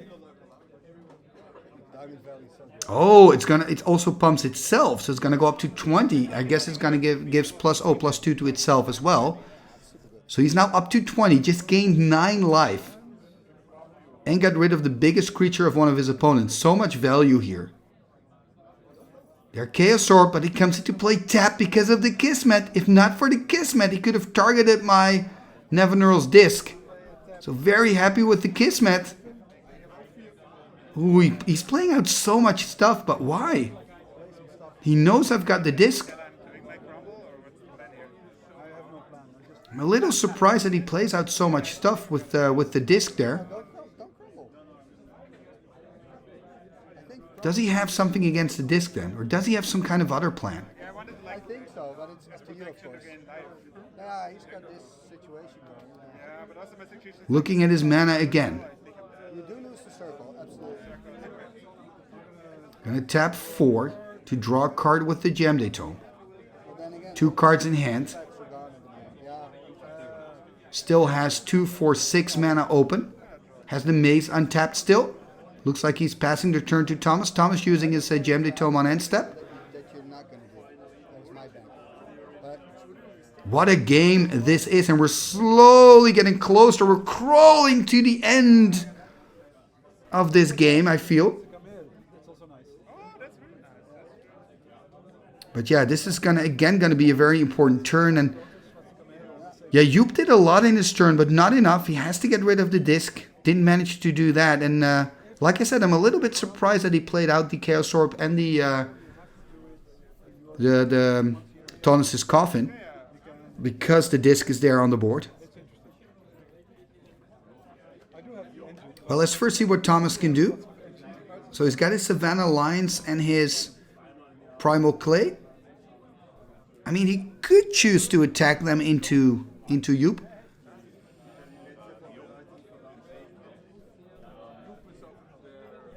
But yeah, not sure. I guess I'm the biggest threat at the moment at the table because I've got the disc and I've got the highest life total. So wouldn't make that much sense for Thomas here to attack Joep, I guess. But we'll just have to wait and see. So it has that Savannah line. The Primal Clay is a 2/2 flyer. I'm gonna discard. Okay. Not using it. Your end step. I'm gonna draw one. Okay, it looks like he's gonna pass a turn to me because I'm using my Knowledge Vault on end step. We just see Thomas here rearranging his mana. That's it. So I'm not doing anything. Probably just waiting for me to use the disc, and now I have to decide. Yeah, he's gonna kill the Rook Egg here, Joep, with his Royal on end step of Thomas. Makes sense. Now I have to decide, do I want to pay for Chromium or not? I think I shouldn't, right? Because why would I want to use the 3 mana for the upkeep cost? Yeah. So I honestly don't think so. But so I should probably let the Chromium die. I'm gonna draw 2 cards. I'm gonna draw 2 cards. I guess I'm gonna pay for it. Not quite sure why. Maybe to attack Thomas. Yes, I'm gonna... Do I want to attack Thomas? I mean... Yeah, gonna attack Thomas here. He's gonna chump with his birds. Yeah, that doesn't do much. He's gonna use the mana from the bird and some... Tap 3 more to draw a card from the tome. Not very relevant. I mean, I wonder if I'm just going to wait with popping the disc. I mean, it's untapped now. I can do it whenever I want. I think, and I'm also destroying my Knowledge Vault. But I have to do it. I gotta destroy Maybe I'll do it when, you know, Joep's deciding to steal my Chromium. Then again, I mean, you don't want Joep to untap with the Thomas's Coffin. You don't want him to untap with the Chaos Orb. I think I need to use the disc in my own main. I think I have to. Put another card under there.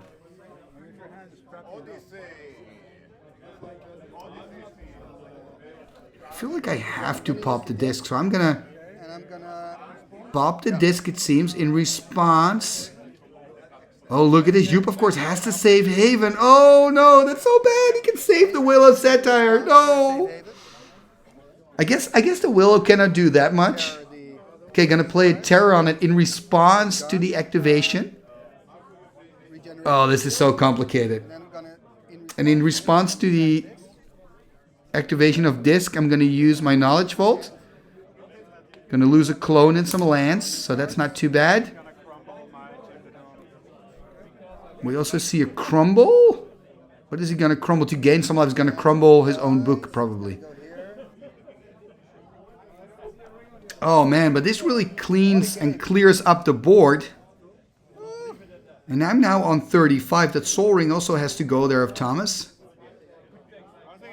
But I mean, Joep still has that Tree Folk that he can get back. Passing the turn here to Joep. Is Joep gonna sack the Haven, save Haven? And the Sylvan's finally gone. But look in the hand of Joep. He's found a Fireball. Ooh, that's risky. He's got so much lands. I mean, a Fireball could be a great finisher later in the game. Wonder what options he has. Looks like he's just going to put... No, just some... I wouldn't say some basic separate, but he's not. He's just going to tap a lot here, though. Yeah, he's going to recast Vaevictis Asmadi, the Elder Dragon. Oh, man. Joep on 20. So Vaevictis Asmadi back on the battlefield. I guess he had to pay 10 for that. And he's going to cast a Llanowar Elves 1/1. You can tap it for 1 green mana. He's going to animate the factory. Going to attack Thomas here. Going to put Thomas on 8. Passing the turn. Back to the Austrian player. We can all cast our commanders again. Thank you. And he's also going to recast his commander. So another 7/7. Second time, right? You're casting yours. Okay, so you're Oh, man. total. Okay. And you paid 10 as well, right? Yeah, okay. 2, 4, 6. Asking about everybody's mana, I guess. Whatever you're playing. Go. Now going to take on my turn. Upkeep, draw. Okay. Of course, Howling Mine also gone, so only drawing one card a turn. That disc did a lot, but I mean, big creatures are back on the board again. Am I also going to cast my Chromium? Hey, I'm also going to cast my commander. Yeah, all the commanders are out. We all now have 7/7 flyers. But of course, Thomas has the 7/9 flyer because it pumps himself. Yeah, I think. But yeah, interesting moment here. Of course, Joep has to pay the upkeep cost here for the Vaevictis Asmadi. Exactly. Now Thomas pointing that out, so we're trying to keep each other sharp here. Remember, we are playing now already for what, 2 hours? So, oh man, what a crazy, crazy game. And yeah, I don't really see an easy target here to take out. I guess maybe if Joep gets a Tree Folk out of the safe haven, you know, and he can give it Force Walking, he can kill Thomas, but I'm sure he's more focused on me. There's the attack with the 7/7. Oh, of course. Yeah, you can kill it then. But you have to block it. Okay, and he's going to pump it up, so it's a 9/7, so it kills the Do you have enough mana? Elder Dragon. And then what is he going to do? So really So next time it's 14? going after Somewhere, like, Thomas here, but we see Thomas here countering away the Vaevictis Asmadi, so now I kind of get what's going on. So Joep attacked with the Vaevictis Asmadi, killed the Elder Dragon, they killed each other there in that block, then he decided to recast, trying to recast the Vaevictis Asmadi. The truth of the matter is that he forgot to pay the upkeep cost, so he doesn't have enough mana to do all this, which is a bit of a shame that we missed it, since we all have basically Elder Dragons with the same upkeep cost, right? So, but again, like I said, we're playing for a long time, so we missed this. But this counterspell actually is a pretty big deal. It's going to be really tough now for Joep because he's got to pay 4 commander tax now to recast his commander. Also Thomas, of course. So I'm really the laughing third here who's benefiting from this exchange. And I mean, Thomas now has to find a way to deal with my Chromium. I mean, I can kill him next turn. Really? Almost, though. It's a 7/7, right? He's on 8. Okay, so I can put him on 1. So Thomas really has to take his time and think about this turn. This could be his last one if he's not careful. I mean, Armageddon is a very good play for you. Like, I get it. I get it, but... Yeah, it looks like he's rearranging and arranging his lands. He's got some plans, but what are his plans? That's the question. Only 1 card in hand for you, by the way. Not that many. He's going to play Armageddon. Oh, wow. That is huge. That is huge. He's going to eat up his own factory. He's also going to lose the Tree Folk that's under the safe haven. Yeah, that's also going to die, right? Wow, this is huge. And look at what he's doing with the mana that he's got left over. He's casting a Serra Angel with a blessing on it. Or not. No, just a Serra. Okay, for a moment I thought he had enough mana to even put the blessing on it. That would be really cool, but... Whoa, this is a problem. This is a big problem. Okay, finding a swamp. Good. The swamp is great. It can stop the Serra. It's going to attack me. Of course, I'm going to take the damage here, passing the turn. Thomas is going to attack Joep here, which is good news for me, dropping to 19.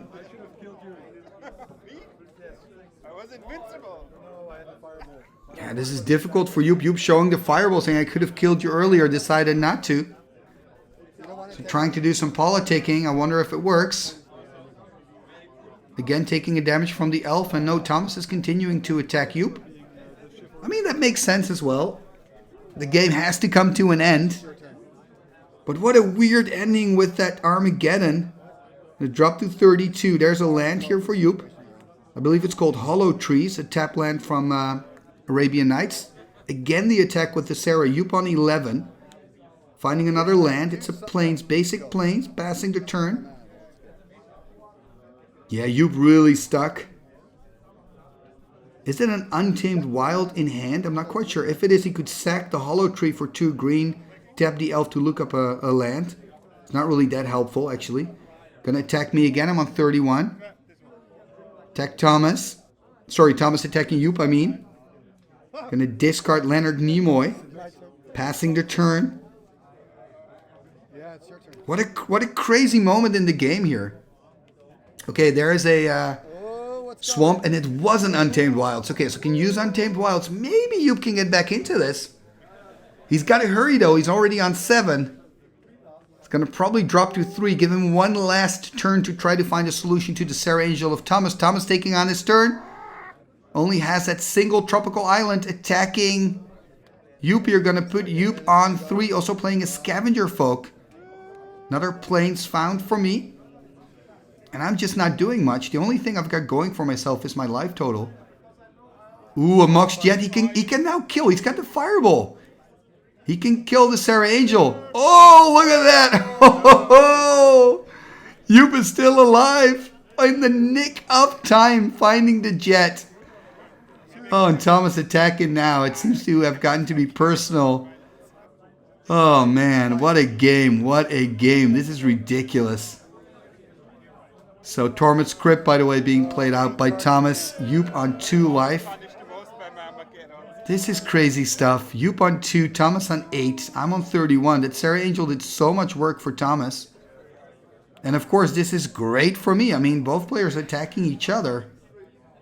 I'm going to discard my Yakmov Demon again. Discarding a card now. Again, the Yakmov Demon. That's the second time the creature got discarded by me this match. Ooh, look at this Sengir Vampire. 4/4 flyer. I am so incredibly happy having my 1 Will-O-the-Wisp here. And also Thomas, by the way, not finding any lands. I mean, if you compare that, I'll take the 1. I'm too scared. you can see that Joep is finding a lot more lands than the both of us, especially than Thomas. Thomas has only found a single tropical island since he used the Armageddon. Makes sense, though, because he had the land text for the longest of time, so not quite sure how many lands are still in there. There's a Disenchant here on the Mox Jet of Joep. Yeah, I don't think it's going to do much. Maybe should have kept the Disenchant in hand. And here we see a Dwarven Warriors. There's the attack. Oh, look at that. Gonna attack Thomas. Yeah, gonna put him on 2 as well. So I guess Joep really wants to take out Thomas here. And of course, Thomas now attacking. They're in full battle. And I'm probably being very quiet now. But I know, of course, after Joep is probably going to kill Thomas next turn, then Joep is going to go after me. Okay, he is going to play the Giant Grove to keep the Scavenger Folk around. There we see a Mox Jet. So I've got 4 mana, of course, missing the blue mana still, but finding the Jet.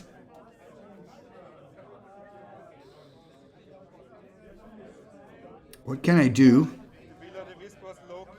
Ooh, this is dangerous because now I can no longer regenerate my Willow. I mean, decide not to play out whatever I wanted to play out. Just keep my my Will-O-the-Wisp online. Uh-oh, counting the mana. I'm so not happy with this. Joep's got a lot of mana, actually. It's going to attack Thomas. Thomas is going to remove my graveyard with his Torment's Crypt, and I guess that's it.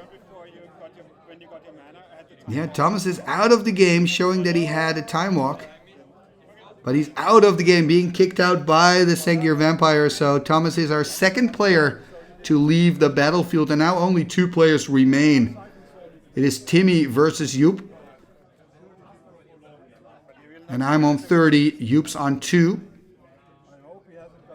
So that's good news. But I only have 4 mana and a 0/1 Flying Will-O-the-Wisp. That's all I've got going for me.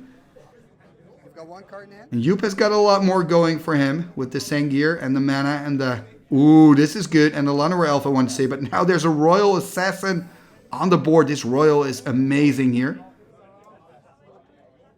Let's see what Joep can do.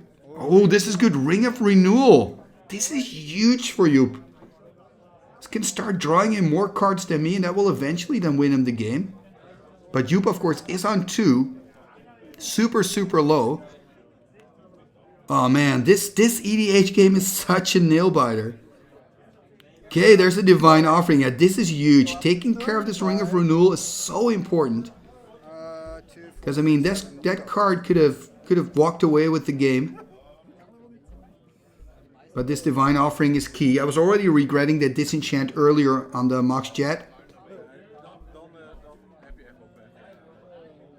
Yeah, Joep passing the turn here. Let's see what I can find.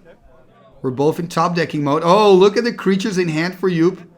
Lord of the Pit and Juzam Jin. Okay.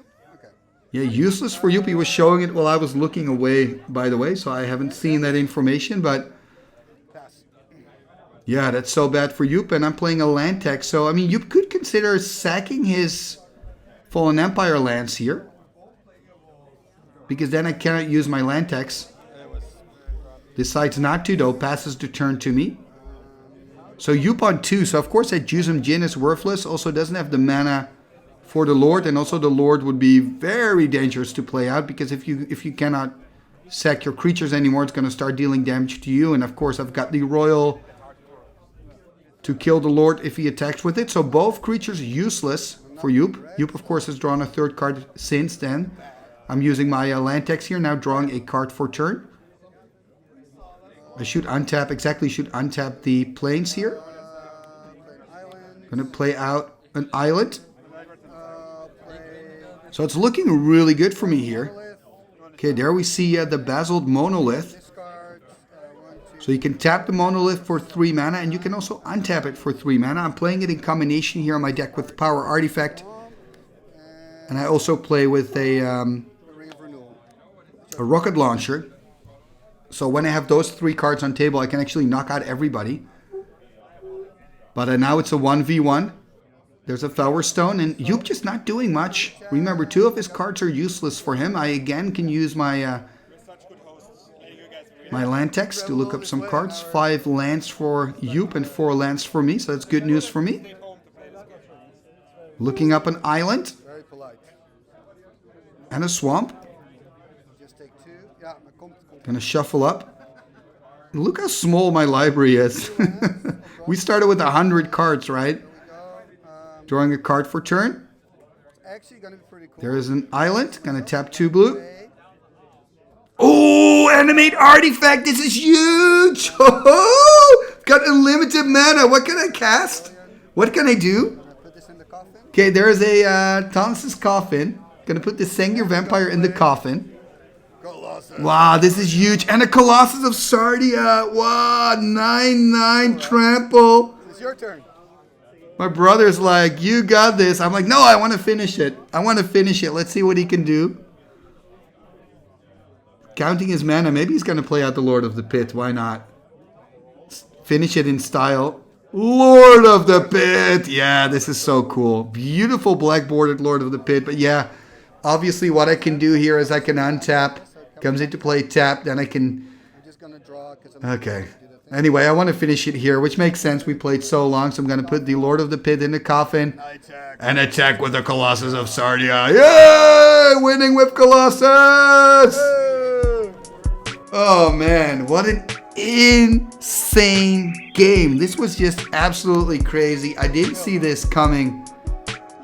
Crazy stuff. Absolutely crazy. And I'm winning here with my... Power Artifact, Basalt Monolith, combo, infinite mana, playing out Colossus of Sardia and winning with the Colossus. How flavorful can you get it, ladies and gentlemen? Winning with the Colossus of Sardia here.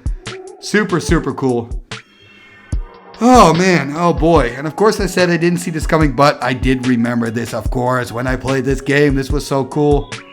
And I have to say, my entire visit to Vienna, I go there once a year to visit Vienna again and also visit the people at the store. It's always a lot of fun. So if you're ever able to come to Austria, to Vienna, see if you can play in Vienna again. It is so much fun. And also check out their store. The people are really nice. Give them a visit online. They've got a great online shop as well. And yeah, they're just great people. Thank you guys for inviting me. And thank you, of course, Joep, Tim, and Thomas for playing this great game with me. Thank you very much.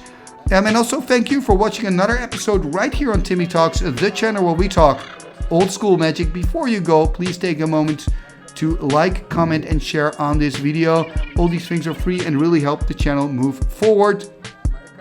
Talking about moving forward, you can also become a patron of the show. Check out patreon.com/TimmyTalks because, of course, a sponsorship by 341 Trading is absolutely great. I'm very thankful, but the patrons are actually what keeps this channel afloat. That's the reason why Timmy Talks is still here. That's why I can still make videos for you guys. So if you enjoy what I do, if you like what I do, please consider becoming a supporter, a patron of the show via patreon.com/TimmyTalks. And the cool thing is, if you become a Patreon, you also get access to the Timmy Talks Discord page. I'll send you a link to the Discord, which is only for patrons, and there you can meet up other patrons. And also I organize tournaments. I organize every other month, organize an event. You can join those events. I organize them as a thank you for the patrons for what they've done. And if you become a supporter at the $2 tier level, then your name will be mentioned in the end scroll at the end of every single video. What end scroll? This end scroll. What shall we do with the drunken sailor? What shall we do with the drunken sailor? What shall we do with the drunken sailor? Early in the morning, way hey and up she rises, way hey and up she rises, way hey and up she rises. Early in the morning, put him in the longboat until he's sober. Put him in the longboat until he's sober. Put him in the longboat until he's sober. Early in the morning, way hey and up she rises, way hey and up she rises. Rises early in the morning. Pull out the plug and wet him all over. Pull out the plug and wet him all over. Pull out the plug and wet him all over. Early in the morning. Way up she rises. Way up she rises. Way up she rises early in the morning. What shall we do with the drunken sailor? What shall we do with the drunken sailor? Put him in the scout to the husband's son. Put him in the scout to the husband's son. Put him in the scout to the husband's son. Early in the morning, way hey up she rises, way hey up she rises, way hey up she rises early in the morning. Igitus figitus sumba kazing.